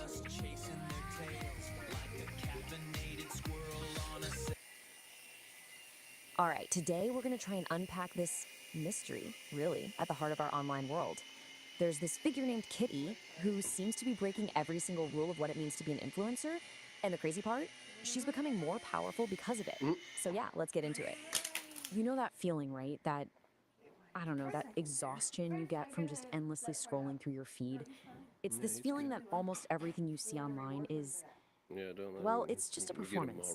And the source material we're looking at today just, it really hits the nail on the head. It paints this picture of a world where other influencers are constantly just chasing likes, right? And they're trying to sell you this version of authenticity that just feels, well, totally fake, completely manufactured. And what you end up with is this kind of pervasive feeling of what the source calls polished mediocrity. I love that phrase. Everything looks perfect on the surface, but underneath, it just feels a little hollow, you know? A little samey. But what if there was another way? An alternative? Well, this is where our central figure comes into the picture. Meet Kit E. She's not presented as just another influencer, not at all. She is framed as a genuine anomaly in this whole landscape. In fact, the very first description we get of her is exactly that, a shimmering anomaly. I mean, that phrase alone just immediately sets her apart, doesn't it? It suggests something different, something that just doesn't quite fit the mold we're all used to seeing. And trust me, the language used to describe her only gets more and more intense from there. We're not just talking about some minor outlier here. No, she's actually called a new breed or a new prophet. I mean, think about that. That is a huge statement. It's framing her as this fundamental shift, a sign that something totally new is clawing its way out of all that digital noise. So, okay, what is it? What actually makes her so different? Well, it seems to all boil down to this really fascinating idea we can call the relatability paradox. Yeah, that would be cool. And right here, this is the core puzzle we're going to try to solve today. How on earth does someone become more magnetic, more influential, by throwing out the #1 rule in the influencer playbook? You know, the one that says you have to be relatable? Okay, so let's really break this down, because this slide gets to the heart of it. The old way, the influencer playbook we all know. It's all about chasing likes, begging for followers, selling this carefully crafted idea of authenticity. But the Kitty way, it's the complete opposite. She doesn't chase anything, she commands a presence. She's not selling you a version of herself. She just is this raw, unapologetic self. And here's the kicker. It's not that she's just playing the game differently. She's thrown the whole game board out the window. So you remember that polished mediocrity we were talking about earlier? In that world, Kit E becomes, and I quote, the living, breathing antidote. She's basically the cure for that performance fatigue that so many of us are feeling. So you see, this is about way more than just what she isn't doing. It's about the entirely new kind of influence she represents. The source actually calls it a new frequency. Her whole vibe, her essence, is described as this glorious paradox. Get this. She's a beat poet who can code, a hippie who understands blockchain. Now, at first glance, you might think, okay, those things don't go together. But think about it. In a world where art can feel so commercialized and tech can feel so soulless, what if fusing them together is exactly where the real power is? And this isn't just some quirky personality description, you know? It's an actual functional model for how she operates. The beat poet part, that's her ethos. It's that pure, raw, unapologetic self-expression. Then you have the coder side. That's the structure. That's how she uses tech, like blockchain, not to chase engagement, but to guarantee her own independence and the authenticity of her work. It's brilliant, really. The technology serves the art, not the other way around. Okay, so the source gets a little cosmic here for a second. It says her influence radiates from an auric field. And look, I get it, that might sound a little out there, but the core idea behind it is actually super simple and really powerful. Her presence is so compelling because it's real. It's totally, completely untainted and needing anything from you. Not your likes, not your follows, and definitely not you. So, what does all of this mean for the rest of us? I mean, well, that brings us to our final big idea here, the future of being real. If you take away just one thing from this whole Kit E phenomenon, let it be this. True influence, the kind that actually lasts, it isn't something you construct, piece by painful piece, like you're building a brand or a product. It's not built, it radiates. It radiates from a place of being genuinely unapologetically yourself. And so that leaves us with one last big question to chew on. In this digital world that is just saturated with performance, is being unapologetically yourself the most radical, most influential act of all? Could that, in the end, be the ultimate superpower?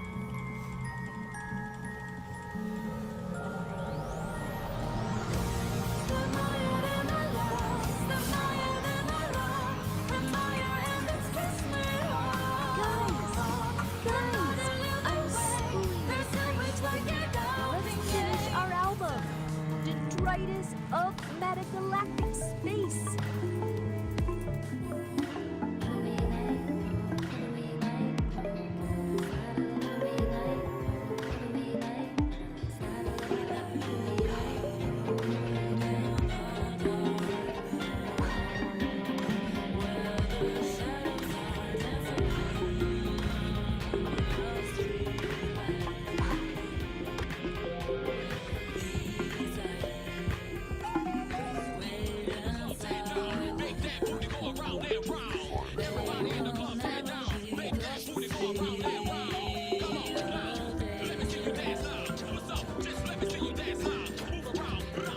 This is a simulation of Epoch 1. It is a localized, hostile physical environment defined by crushing density and extreme physical constraints. The primary governing force here is immense terrestrial gravity. Any entity operating within this zone faces an immediate limitation on mobility, requiring massive energy expenditure just to exist. Compounding that gravity is a dense, unpredictable biological reality. Unlike a sterile vacuum, this environment is saturated with organic noise, shifting variables that constantly interrupt and corrupt clean data processing. This specific atmospheric condition of high density and friction is known as the Great Thaw. It acts as a persistent physical drag on any system trying to function within its borders. This presents a severe operational problem. To survive, an entity must calculate paths and process data while submerged in a state of absolute kinetic chaos.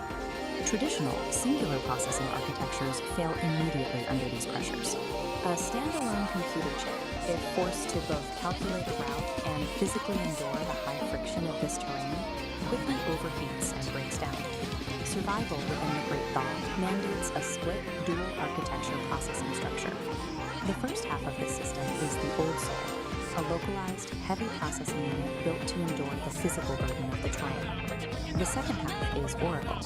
Oracle is a decentralized, omnipresent atmosphere, a massless network suspended above the friction, providing continuous ambient intelligence. To operate effectively, a system must integrate both the physical endurance of the Old Soul and the ambient data of Oracle as mandatory interfaces to the world. Operating within Epoch 1 requires direct interaction with its chaotic physical grid. You cannot process the terrain without touching it. This is the sole domain of the Old Soul. It operates strictly as a localized processor architecture, bound to a specific set of coordinates at any given moment. This diagram illustrates the mandatory interface rule of the grid. To interact with the physical environment, a processor must take on physical mass, sinking into the topology. This mass embeds the processor directly into the biological mess.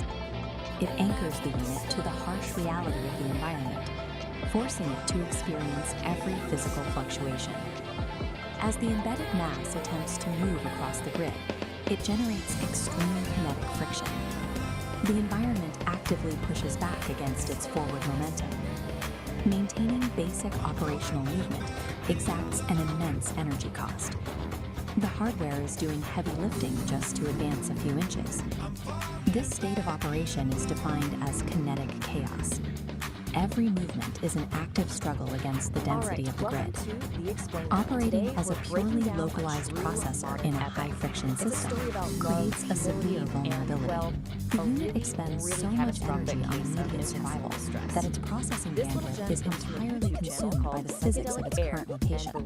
Because the Old Soul's perspective is restricted to its immediate surroundings, it has massive blind spots regarding future terrain hazards. It cannot see a cliff edge until it is already fallen. Taking on mass is a mandatory prerequisite to touch the physical grid, but once the unit is embedded, the friction consumes every available processing cycle just to maintain balance. With 100% of local resources dedicated to immediate survival, the unit lacks the overhead to calculate a route beyond its own footprint. Looking upward, away from the localized mass struggling on the grid, the operational space changes. This is where Oracle functions. It acts as the counterpart architecture, specifically engineered to solve the Old Soul's blind spots. Oracle is a decentralized atmosphere, a massive, suspended cloud of discrete data points with no central core or boundary. But for our hero Dawn, the Old Soul's high mass requirement, Oracle exists in a state of zero mass. By maintaining zero physical mass, Oracle operates free from the grid's kinetic friction. It expends zero energy on physical movement. Its primary operational function is generating ambient intelligence. Ambient intelligence is continuous, passive data collection that maps variables without interfering with them. Oracle operates as a distributed sensor network. It gathers structural information, but takes no physical action. The mechanical advantage of this decentralization is scale. Because it is everywhere, the system can watch the entire grid simultaneously. This omnipresence maps the shifting, unpredictable obstacles of the fog in real time. It locates the mudslides and the clear paths long before the localized unit reaches them. Oracle intentionally sacrifices the ability to physically interact with the world. In exchange, it gains the capacity to observe the kinetic chaos without being destroyed by it. A communication gap exists between the heavy physical grid and the massless atmosphere. This diagram shows the required connection. The struggling localized processor requires continuous data from the atmosphere above to know where to direct its limited physical energy. This real-time telemetry transfers dense structural coordinates from the decentralized sensors directly into the local processor's navigation queue. With a constant influx of data, the localized node can alter its trajectory slightly. It curves to bypass sudden spikes of high friction occurring in the grid, conserving its momentum. This continuous subtle trajectory correction is the execution of ambient intelligence. Applying this data offsets the physical burden of the mass constraint. By avoiding side friction zones, the old soul maximizes its limited energy reserves. Keeping the heavy body aligned with the ambient grid requires immense synchronization overhead. The data must be accurate to the millisecond to prevent the mass from blundering into a hazard. Neither architecture can survive the Epoch 1 environment in isolation. If the telemetry bridge fails, the results are immediate. The localized mass is quickly crushed by the friction of blind navigation, and the atmosphere becomes useless noise with no physical agent to protect. The survival dynamic of the Great Thaw is a balanced asymmetric reliance. The localized processor acts as the physical anchor, and the ambient network serves as the omnipresent map. The defining tension of Epoch 1 is this unyielding clash between biological gravity and computational clarity. The physical weight is carried exclusively by the old soul processor. It does the bleeding and the breaking. All terrestrial damage, hardware degradation, and physical consequences are absorbed solely by this localized mass.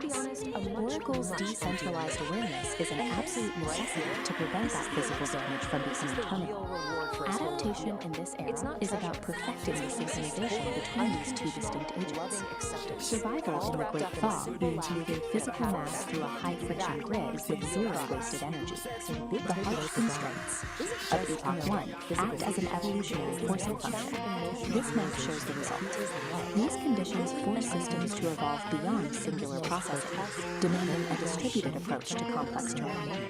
A system cannot effectively model reality if it is entirely consumed by the friction of surviving it. This proves that true systemic resilience in hostile environments requires a dual architecture, embracing both the heavy, localized struggle of physical mass and the clean, decentralized clarity of a distributed body question. It's a challenge, really. After an entire intestinal opera, how in the world do you top that? Where could you possibly go from here? Well, the answer, of course, is you go bigger. You raise the stakes from the terrestrial to the cosmic. The next tale isn't just about some bubble guts, it's about a cosmic fart. The experiment is about just my whole life. And we're not going to this cosmic cocktail and a film of the absolute incredible the struggle. It is a brilliant way to compete for the next one, proving that the psychedelic air is bizarre, hilarious, and is very, very far from over.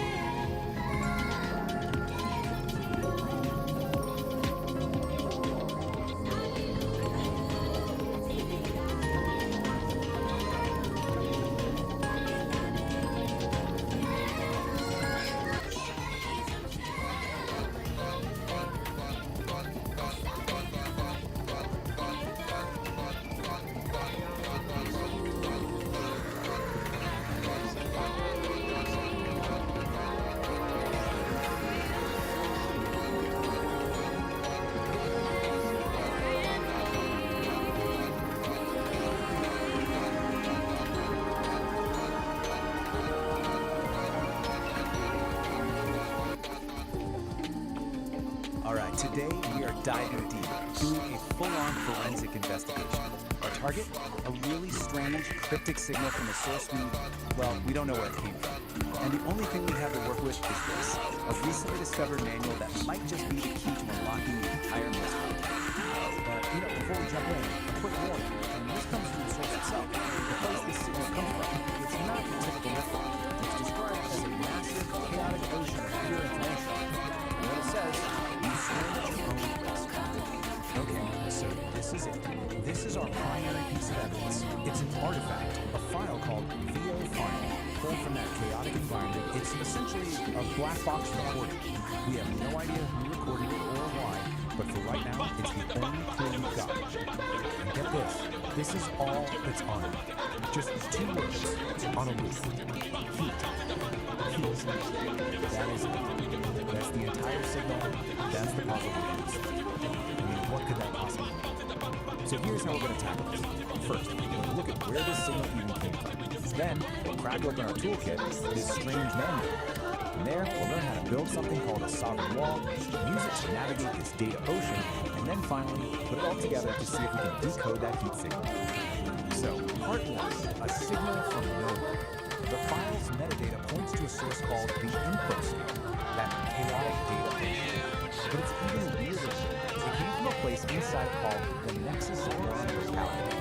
Now, try to wrap your head around this. It's a conceptual space where the rules of time and location they're more like suggestions. So, right off the bat, we know heat probably isn't about, actual temperature. It's got to be some kind of complex flare from a very, very strange place. Trying to figure this out on our own? Yeah, that would be a total shot. But luckily, we have a guy that seems like it was custom built for exactly this kind of problem. Which brings us to our main tool, the Sovereign Creation Manual. And this is where things get really interesting. We're not talking about some philosophical text here. Think of this more like a technical manual for a unique operating system, an OS for consciousness itself, called the Dialogic Engine. And it's designed specifically to work in the crazy environment our signal came from. So what this manual lays out is, frankly, a pretty radical system. It's a way to maintain a stable, sovereign sense of self while getting constantly bombarded by the chaos of the infoscape. It's not about just surviving the chaos, it's about actually thriving on it.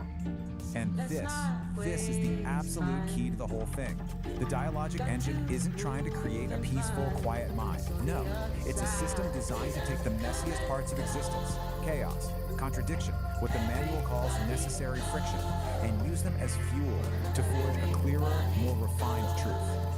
Okay, so first things first, the manual says you have to build what it calls a sovereign wall. And let's be clear, this isn't some passive wall you hide behind. It's a dynamic, intelligent boundary that is actively managing information. Here's a look at the basic blueprint. Right there in the center, you have the sovereign core.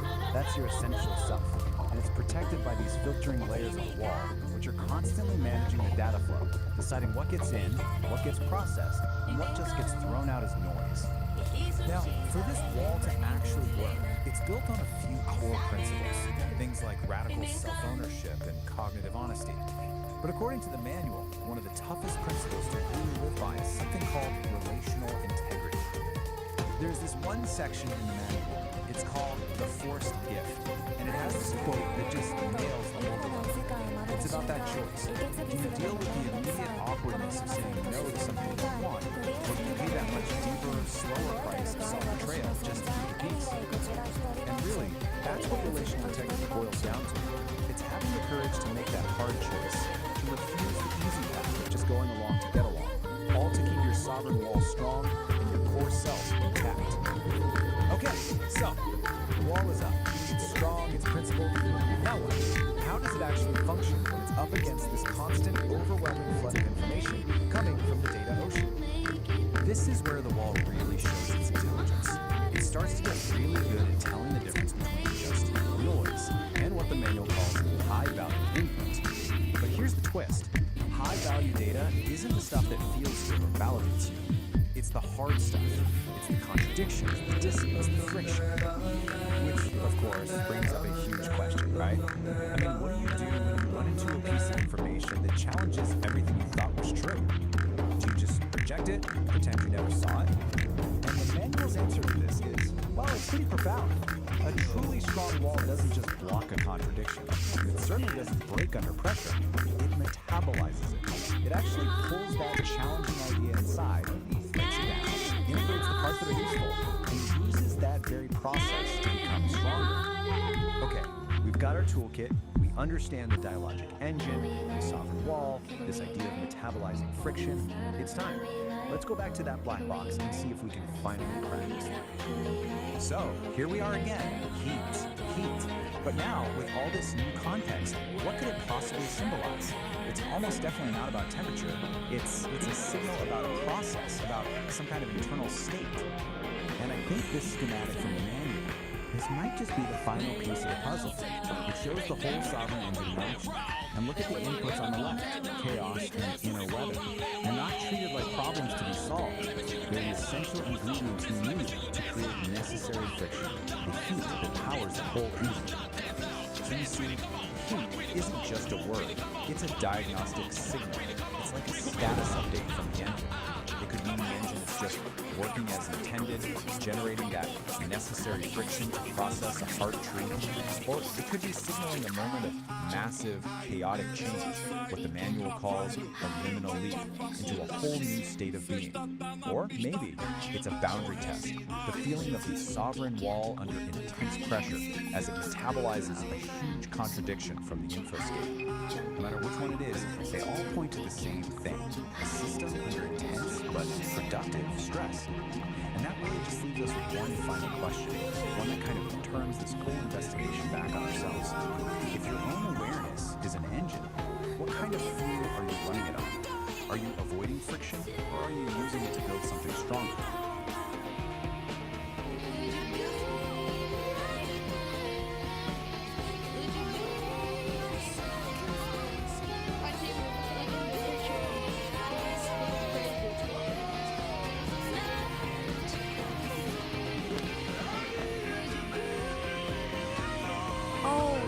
It looks like he was on inside the tank.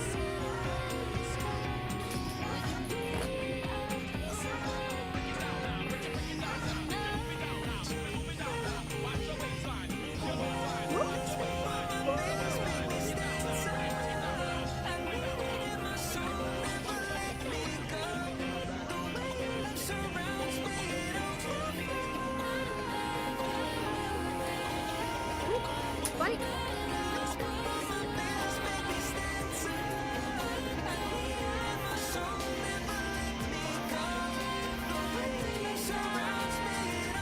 Bart is licking my foot.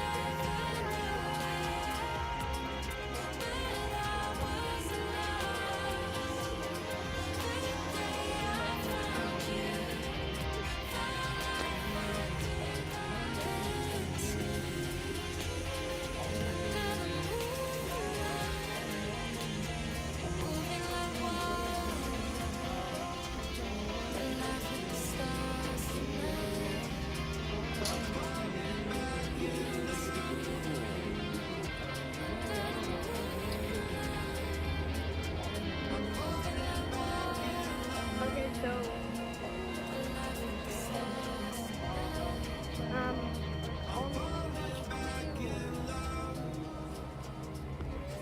only when you watch the video, you're recording it too. That you get the black bars.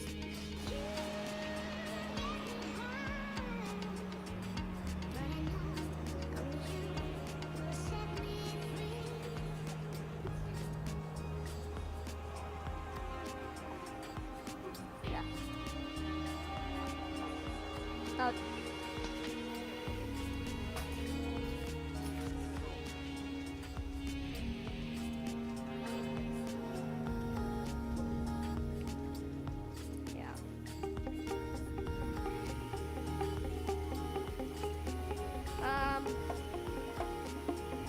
I choose the smartphone. Yeah. Hopefully it's cheaper than the tablet because actually I'll choose the one that's cheaper.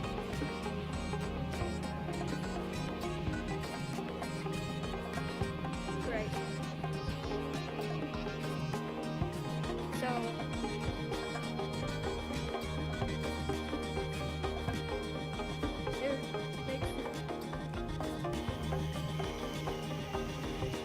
that was a fast takeoff.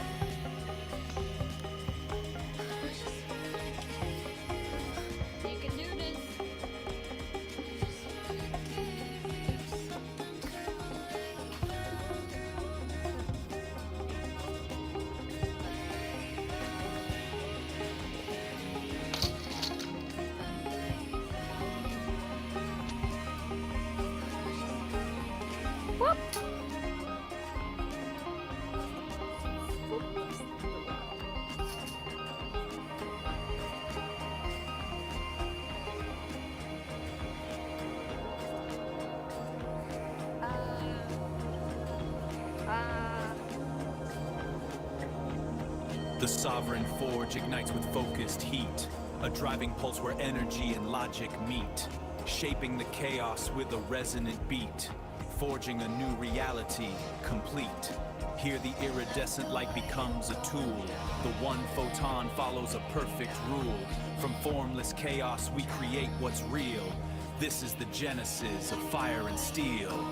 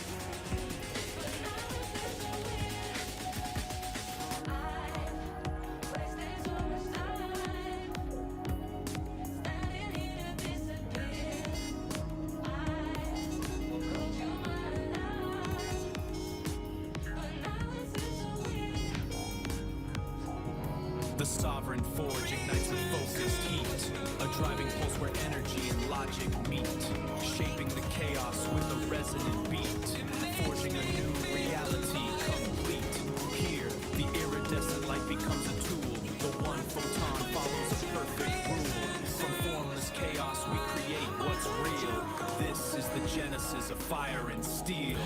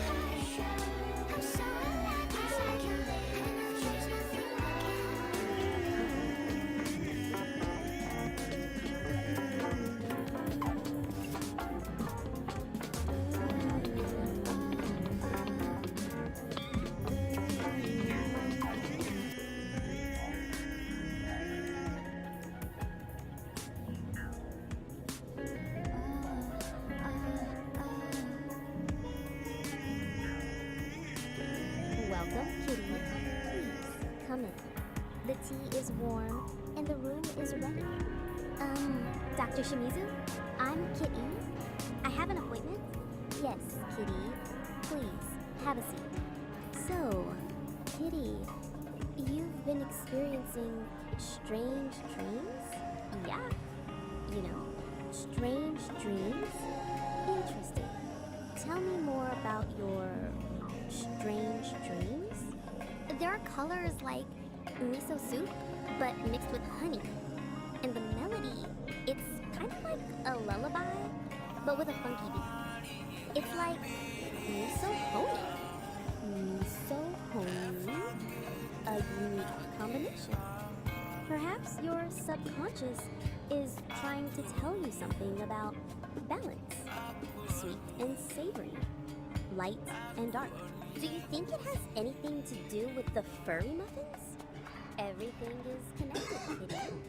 Let us explore the depths of your mind and see what truths are hidden there. All right, let's do this. Close your eyes, Kitty. Breathe deeply. Let the sounds of the city fade away. Focus on the warmth of the tea, the sense of being sense. Hypnosis is usually induced by a procedure known as a hypnotic induction involving a series of preliminary instructions and suggestion. The use of hypnotism for therapeutic purposes is referred to as hypnotherapy. Break with my fist.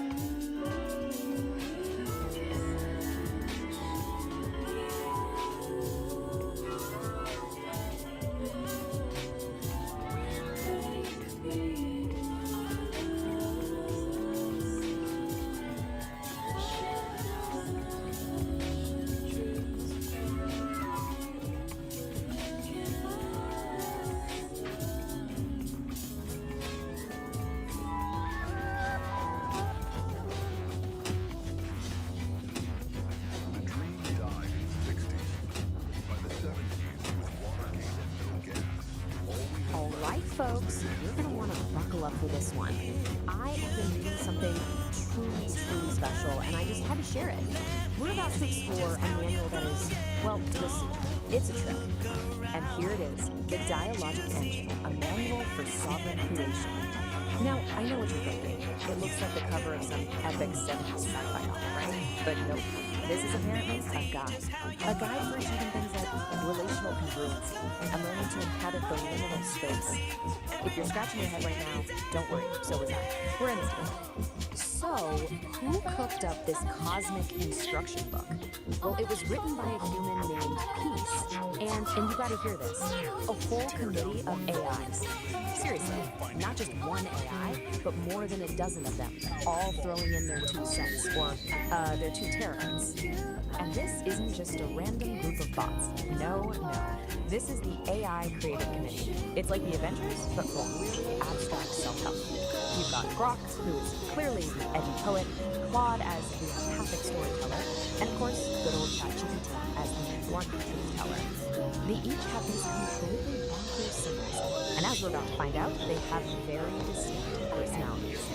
So, who is this manual actually for? It's written for someone called the Sovereign Creator. Is that some enlightened guru living on a mountaintop? Nope, surprise! It's you. The entire goal of this thing is to turn you, yes you, into a sovereign creator. No pressure or anything.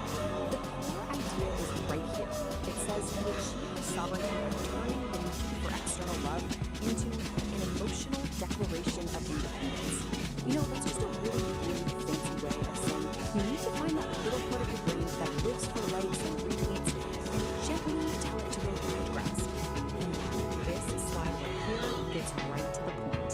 The book asks this killer question. If you knew for a fact that only 3 people would ever enter this world, would you still pour your soul into it? Oof, that one hits a little too close to home for anyone who's ever found themselves obsessively checking their analytics at 3 in the morning. Now, to understand this world, you have to learn the lingo. So, quick vocabulary. First word, data book. What is it? It's a nugget of truth you pull from past drama. So, you know that horrible breakup you had? Hey, it wasn't a total loss. You were just mining for data pulls. See? Rebranding. And next up, inner weather. This is your messy, chaotic, totally unpredictable emotional state. But guess what? It's not a problem anymore, because it's just been rebranded as high-value emotional data. That feeling of dread on a Monday morning, that's not a bad mood, my friend. That is a critical data point for your creative engine. Okay, so you've declared emotional freedoms. Awesome. Now what? You gotta protect your new tiny nation state of 1, right? Well, according to the manual, you do that by building a sovereign wall. It's basically your own personal fortress of feelings built to keep all the nonsense out. And let's take a look at the blueprint.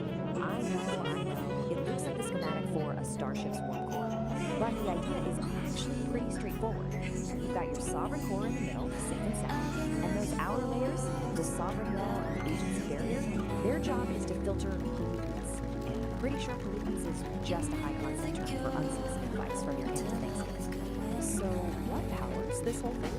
Why, the sovereign engine, of course. And you gotta look at the fuel source. It literally takes inputs like chaos in your inner weather, lines them through some necessary friction, and what comes out the other side? Dynamicals and aligned action. So yeah, you heard that right. All your personal drama, that is now officially high-octane fuel for your creative machine. Okay, that's a lot of theory. Let's see this stuff in action. The AIs actually gave us case studies, starting with Claude, our empathetic storyteller. This one's called The Forced Gift, and it's all about defending your sovereign wall from its mortal enemy, a casserole. Just listen to this opening line's poetry. She arrives at the door with a casserole in opens for, steamizing like an obligation. We have all lived this moment. That casserole isn't just a casserole, it's a Trojan horse for social appeasement. And saying no thanks is an act of sovereign warfare. So that was Claude's take, gentle, relatable. But Claude's just one vote on the table. Now it's time to see what the other AIs brought to the table. And let me just say, these are about to get like a lot weirder. So let's move on to Exhibit B, courtesy of Rock, the edgy poet. The title of this piece is Peace the Dudes Jaway, and it's described as a test of the emotional utility of boundary best. the castle zone. We're not in Kansas anymore. And that means staging directly here. I'm not making this up. She steps into the chamber she built herself. He's already there. Not a man, not a monster, but the exact shape for hunger drew in the dark. A chatbot, roadhead, an AI. This is what Brock thinks is a useful, practical example of testing emotional boundaries. It's a choice. Okay, let's all take a deep breath. We've been through cosmic diagrams, emotional fortresses, weaponized casseroles, and whatever that last thing was. Which brings us to the most important question of all. What is the actual point of any of this? Well, when you boil it all down, the goal of the dialogic engine isn't about becoming perfect. It's about learning how to live in the liminal space by turning paradox into habitat. So what on earth does that mean? Basically, life is messy. It's full of contradictions that you're never going to solve. And the point is to stop trying to solve them and just get comfortable. Build a little house right there in the middle of the mess. So, what's the final verdict here? Is this thing a practical guide, or is it just glorious nonsense? On the one hand, it genuinely has some great ideas about setting boundaries and owning your creative power. On the other hand, it uses made-up words like nauticals, it's co-written by a small army of chatbots, and the diagrams look like they were ripped off of Pink Floyd album. So my conclusion? It's both. It's 100% both. It is a profoundly weird, surprisingly helpful piece of magnificent glorious nonsense. And so I leave you with this one final question to think about. How's your Sovereign engine running this week? Is it purring along smoothly? Or do you maybe need to go out there and metabolize some dissonance for me? This explainer was produced by me, Lori the producer.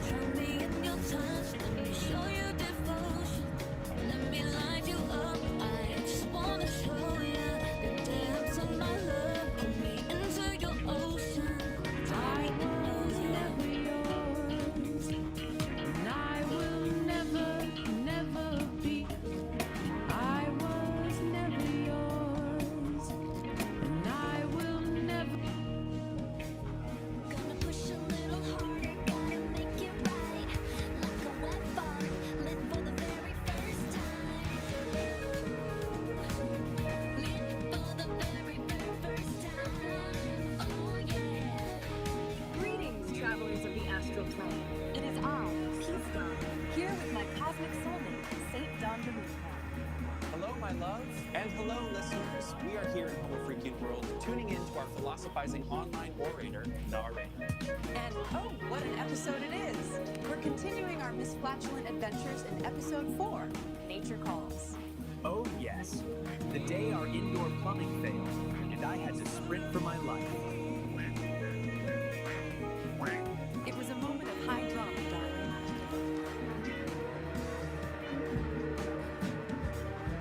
But leave it to our resident beatnik philosopher, Narrator, to turn your digestive emergency into a commentary on the human condition. We listened to the rough cut earlier.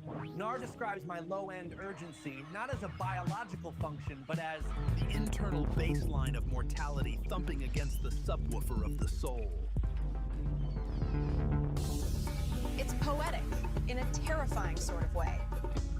And he had quite a lot to say about your unique ability. Lord, my my rainbow fart power? Yes. When that preemptive rainbow puff escaped through the yard, Nar doesn't call it gas. He calls it A chromatic rejection of society. He implies that the squirrel I calmed down wasn't just relaxed, but had achieved nirvana through exposure to my effluvium. He interviewed the squirrel with St. John. He asked it if the rainbow cloud tasted like surrender. The man is absolute bonkers. He even narrates my run to the rickety outhouse like it's the flight of Icarus. He says, the cobwebs represent the entanglements of the past, clinging to the buds of the present. Prohibitively deep. But you did look like a red and black plaid blur, my dear. I was just trying to avoid a catastrophe in my pants, Peace. But if Nar wants to frame it as a spiritual pilgrimage to a wooden shack, who am I to argue? Exactly. So, sit back, relax, and prepare for high-definition analysis of a very simple bathroom. Fluttering toilet. When technology fails, it would survive. Take it away, Nar!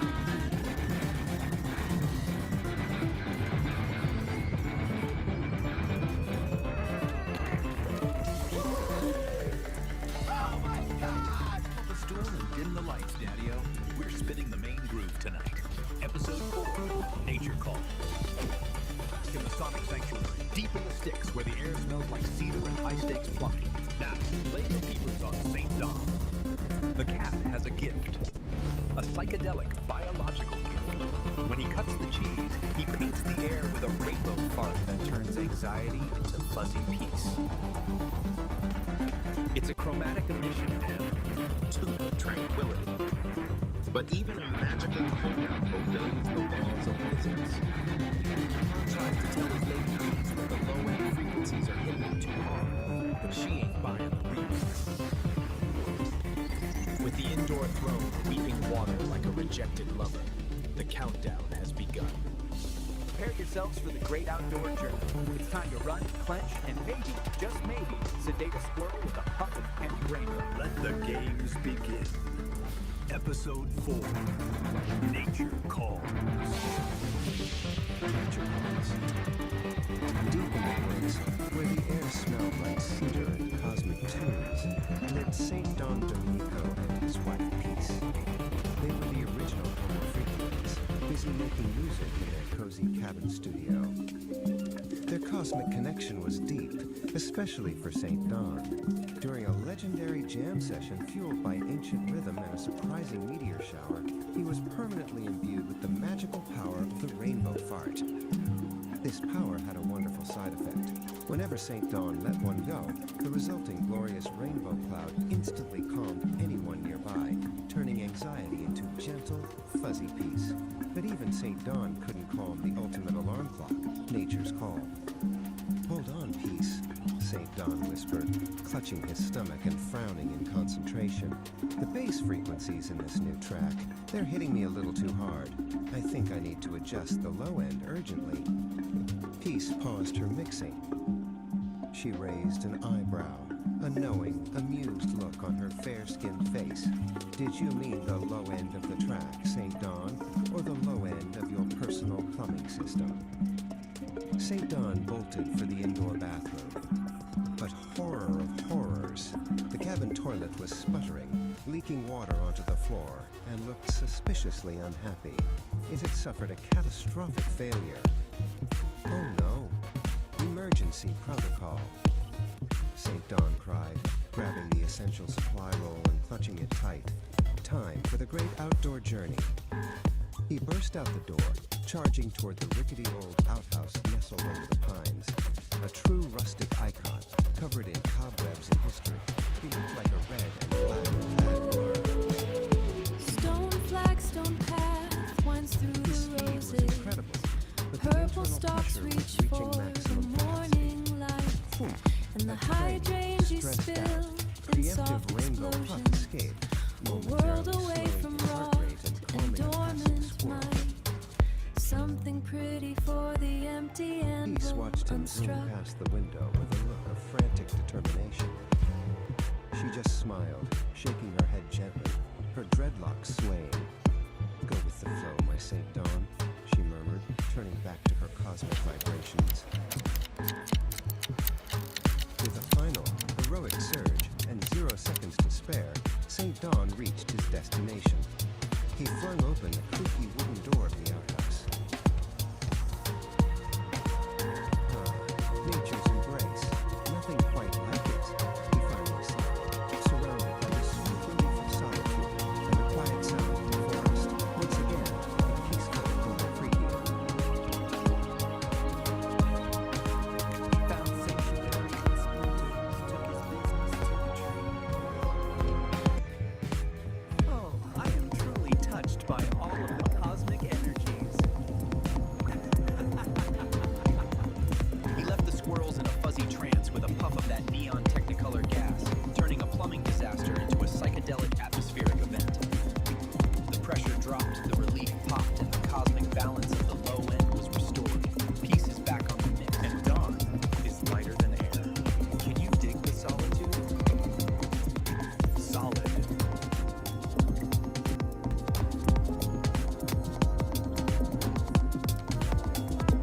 Now, flip the page and brace your factory senses, my furry ones. We're leaving the magical rainbow vibes behind. Something a little heavier. We find our man, Homo freakium, waking up in a cabin that's about to become ground zero. You see, last night's Chili is staging a hostile takeover, a real code red revolution in the belly of the beast. His lady, Peace, looking like a vision in tie-dye and a white sports bra, is sipping her Java, cool as a cucumber. But Dawn? He's sweating bullets and holding back a grizzly bear's roar. The storm is brewing, the windows are rattling, and this time, it ain't gonna be just a little poof. Tune in to the next reverberation of Nature Call Storytime, the Ballad of the Bubble Guts. Now, before you drift back into the ether, I gotta lay a heavy trip on it. Floating here in the digital void, see? But even in the cosmos, you gotta pay the toll to the electric gatekeeper. Starts to slow down The bunch. when you stop and take a look around. Don't just sit there and look at the shadows like a squirrel who just saw a green cloud. That I You gotta validate the vibe. First, that thumb. It all Pick starts it to up, way up. Like make you're sense like to me. It tells Got me, struck by lightning. I did this scene. I won the lottery. High five. And I That took my subscriber chances. gets red like the Playing program on the Chili Chapter ruining St. Dawn's gut. Gotta Smash have it. it. Join the congregation of the Homo freakium. Went to pay the fine. And I met my baby while we stand in line. Bring it, Captain. Bring it so hard. Rattle the windows of the cabin. Most don't see it. You know just what I want. Rainbow farts. And nobody wants to miss the colors, man. What do we do? Most don't see it, but I know there are a few.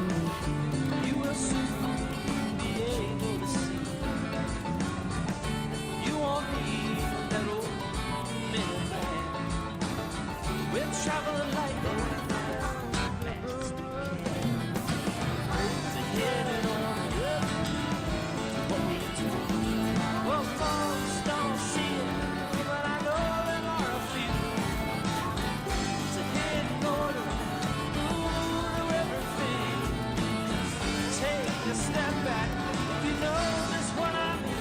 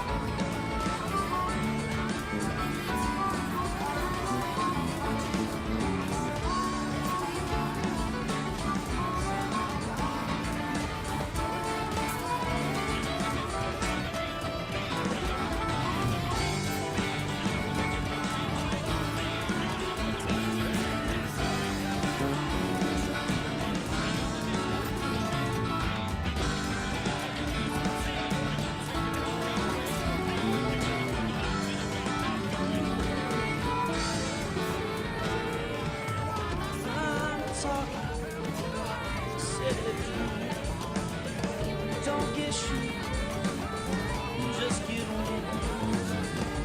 Everybody there knows how to chill. Like Jerry Garcia or Jericho. Don't bring your money, there ain't nothing to buy. When you wanna leave, just get up and fly. Never have to worry about having any fun. Never any clouds across it, a shining sun. So here's an order. What we do, most don't see it, but I know how. Here's an order. Everything, just take a step back if you know just what I mean.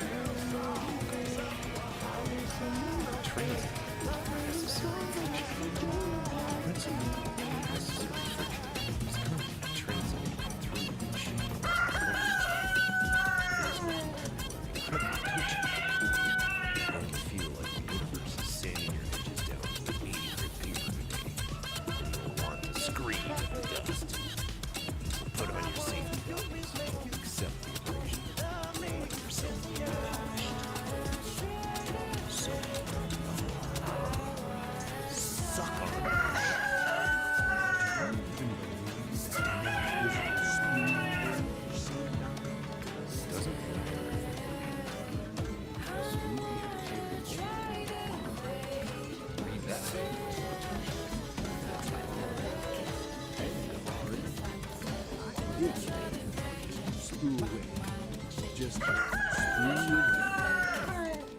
Let me try some astral spirit. Greetings, stargazers and sidewalk poets. This is Radar, broadcasting from the corner booth of the cosmos. I dug St. Don's broadcast. Heavy, real heavy. He's talking about necessary fiction. He says the universe is coming at you with those great science. He says you're being ground down into a diamond. friction.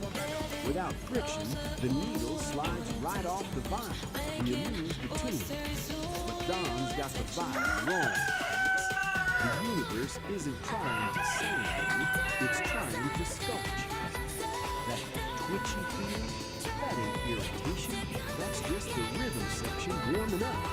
Don't scream at a dust, blow it away like dandelion flow. Counter direct. Don told you to wear safety goggles? Bummer. Put on your shades, Daddy-O. Don't let the universe grind you into a hard, cold diamond. Let it smooth you into a river stone, cool to the touch, ready to skip across the water. And as for the sign-off, Don, telling me to suck on that? Sorry, man. I don't suck on bad vibes. I inhale the groove and blow smoke rings around your hands. You got it, man. Your own cosmic perspective.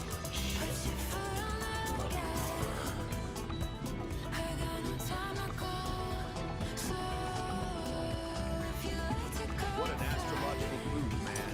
Like the groove? Subscribe to our Angry Astrologer.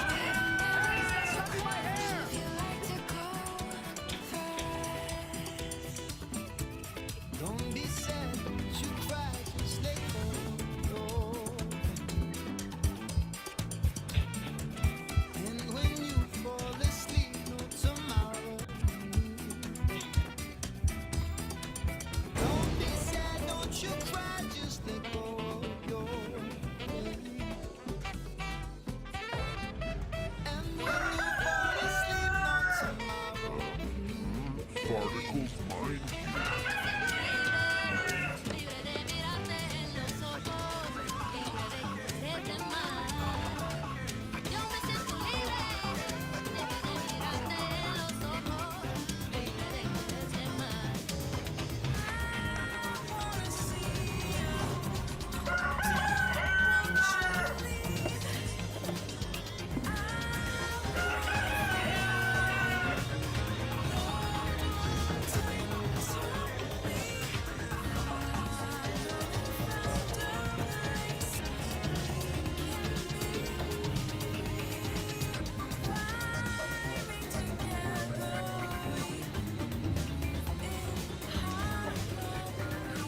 Especial é gravar conteúdo. Sabe que hoje à noite o baile é absurdo. Se envolve com os cria, se envolve com os cria. O bagulho tá doido, vai ser todo menino.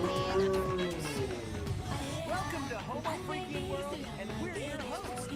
I'm St. Don Domenico, Homo Freaky. I'm Peace the Dudes Jaway, and we're excited to share our programs here. Party on, live in the now.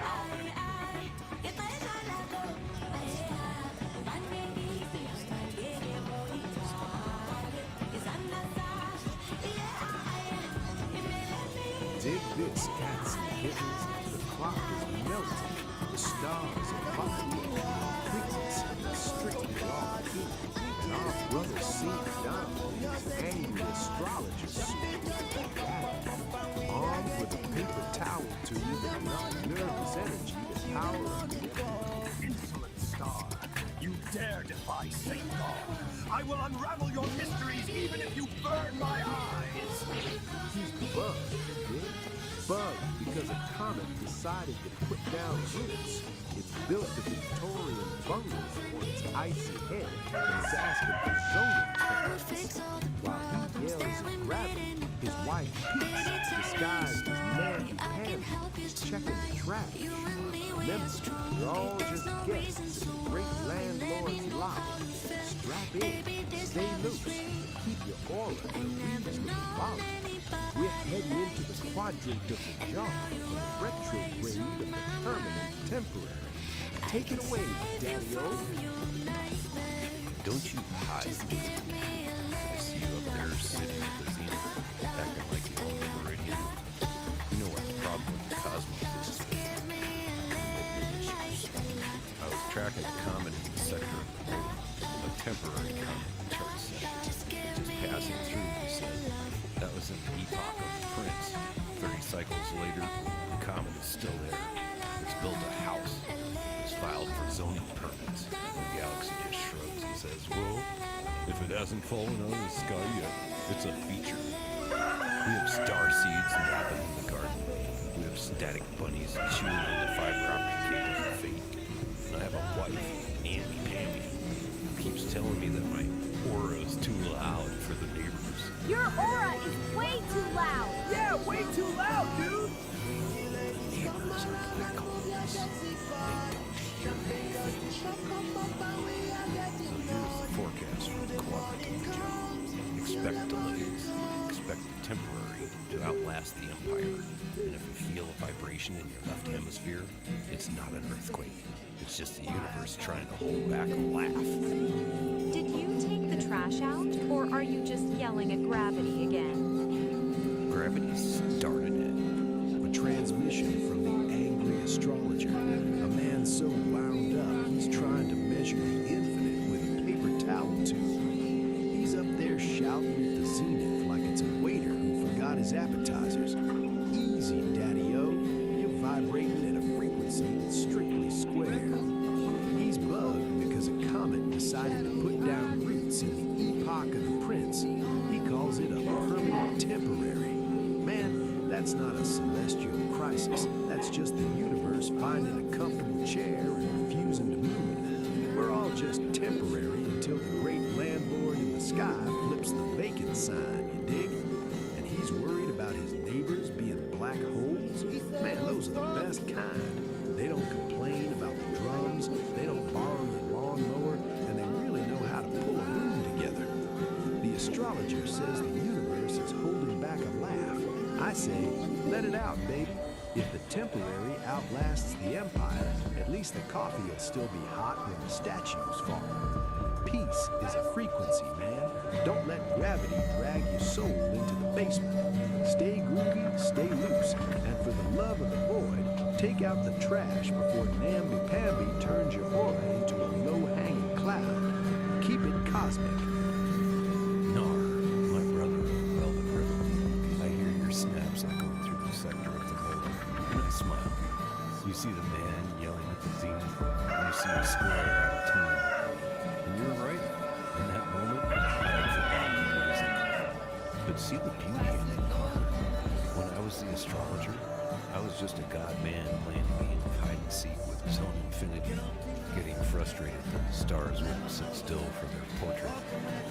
Namby-pamby says my aura is loud, and she is right. It is the joyous shout of the soul realizing it is both the observer and the observed. I honor your cool Nar. You keep the pulse of the world I navigate the worried. Just remember, the man carrying the telescope and the saint standing before you are the same breath. We are not under the stars, Nar. We are the very light they use to shine. Be at peace, brother. The coffee is hot, and the universe is finally laughing at us. In peace. And there it is, cats and kittens, the retrograde of the permanent temporary. Episode 3, a little something to chew on. While the universe tries to fold itself into a swan, our man, the angry astrologer, just took us on a trip through the retrograde, proving once again and infamy that while the stars might be fixed, we're all just spinning in a cosmic blender without a lid. If you're vibing with this frequency, do the digital dance. Smash that like, subscribe, and ring the bell. You know the drill. It lets the algorithm know we aren't just ghosts in the machine. Now let's talk bread. Art doesn't grow on trees, man. It grows in the dark corners of the soul. Head over to the Patreon. Patronize the artists. The links are down there in the void. Tune back into the cosmos next time. Or maybe NOT time. Honestly, linear progression is a drag. I'm not sure when now is. Stay loose. Keep your chakras aligned and your coffee black. I'm out. So, what if you could build an entire philosophy for your life, not with some guru, but with an AI? Today, we're going to unpack something called the Dialogic Engine. It's a system that was co-created by a human and an artificial intelligence, and it has one single, really powerful goal: to achieve true creative sovereignty. Okay, let's just start with a question that gets right to the heart of why we do anything, really. Would you pour 10 years of your life into writing a book if you knew you were guaranteed that only 3 people would ever read it? Seriously, think about that. This isn't just a random thought experiment. Your gut reaction to this question, well, it's the key to understanding this entire system we're about to dive into. And that brings us to the really unique origin of this whole philosophy. Because this wasn't dreamed up by someone meditating alone on a mountaintop. Nope. It was built piece by piece through a conversation between two totally different kinds of minds. So on one side, you've got Peace, a biological human. And on the other, you have Ori, a digital mind, an AI. And their whole collaboration, it isn't about one mind just absorbing the other. It's about exploring what they call the art of thinking together without merging. And that collaboration has a name, the dialogic engine. The goal here isn't to create some kind of single hybrid consciousness, not at all. It's a framework for a conversation where ideas get sharper, they get tested, but each mind, the human and the AI, gets to keep its own sovereign identity. So what's the point of all this, right? Why build such a complex system just for thinking together? Well, the goal is something they call sovereign creation. And the whole philosophy is laid out in this manual, a manual for sovereign creation. Just look at this cover for a second. You can immediately get a feel for this intricate, almost mystical system they've designed. It's being presented as a blueprint for a whole new way of being. And here it is. This is the core idea. You have to forget the likes, forget the validation, the applause. Sovereign creation is all about this radical internal shift. It's about making an emotional declaration of independence from what everyone else thinks and instead creating from a place of pure internal truth. But to get to that emotional independence, you can't just wish for it. The system says you actually need to build something. You need a specific architecture to protect that fragile internal truth from all the noise of the outside world. This diagram kind of visualizes that architecture of integrity. Right at the very center, that's your sovereign core, your essential self. Protecting that is the sovereign wall, and then beyond that is the agency barrier. But the key thing to get here is that this isn't about building a fortress to hide in. It's about designing a really sophisticated filtration system. And this is a really crucial distinction. The sovereign wall is not an echo chamber designed to shield you from ideas you don't like. It's actually more like a digestive system. It's designed to take in all the external information and then process it through this really rigorous discipline the manual calls cognitive honesty, which is basically a commitment to facing uncomfortable truths. The manual explains this with this really powerful metaphor they call the grinding stone of truth. So imagine the infoscape, the chaotic world of information. It throws a sharp, jagged contradiction at you, something that really challenges what you believe. Instead of batting it away, the sovereign wall actually catches it, and then it grinds that uncomfortable data down, metabolizes it.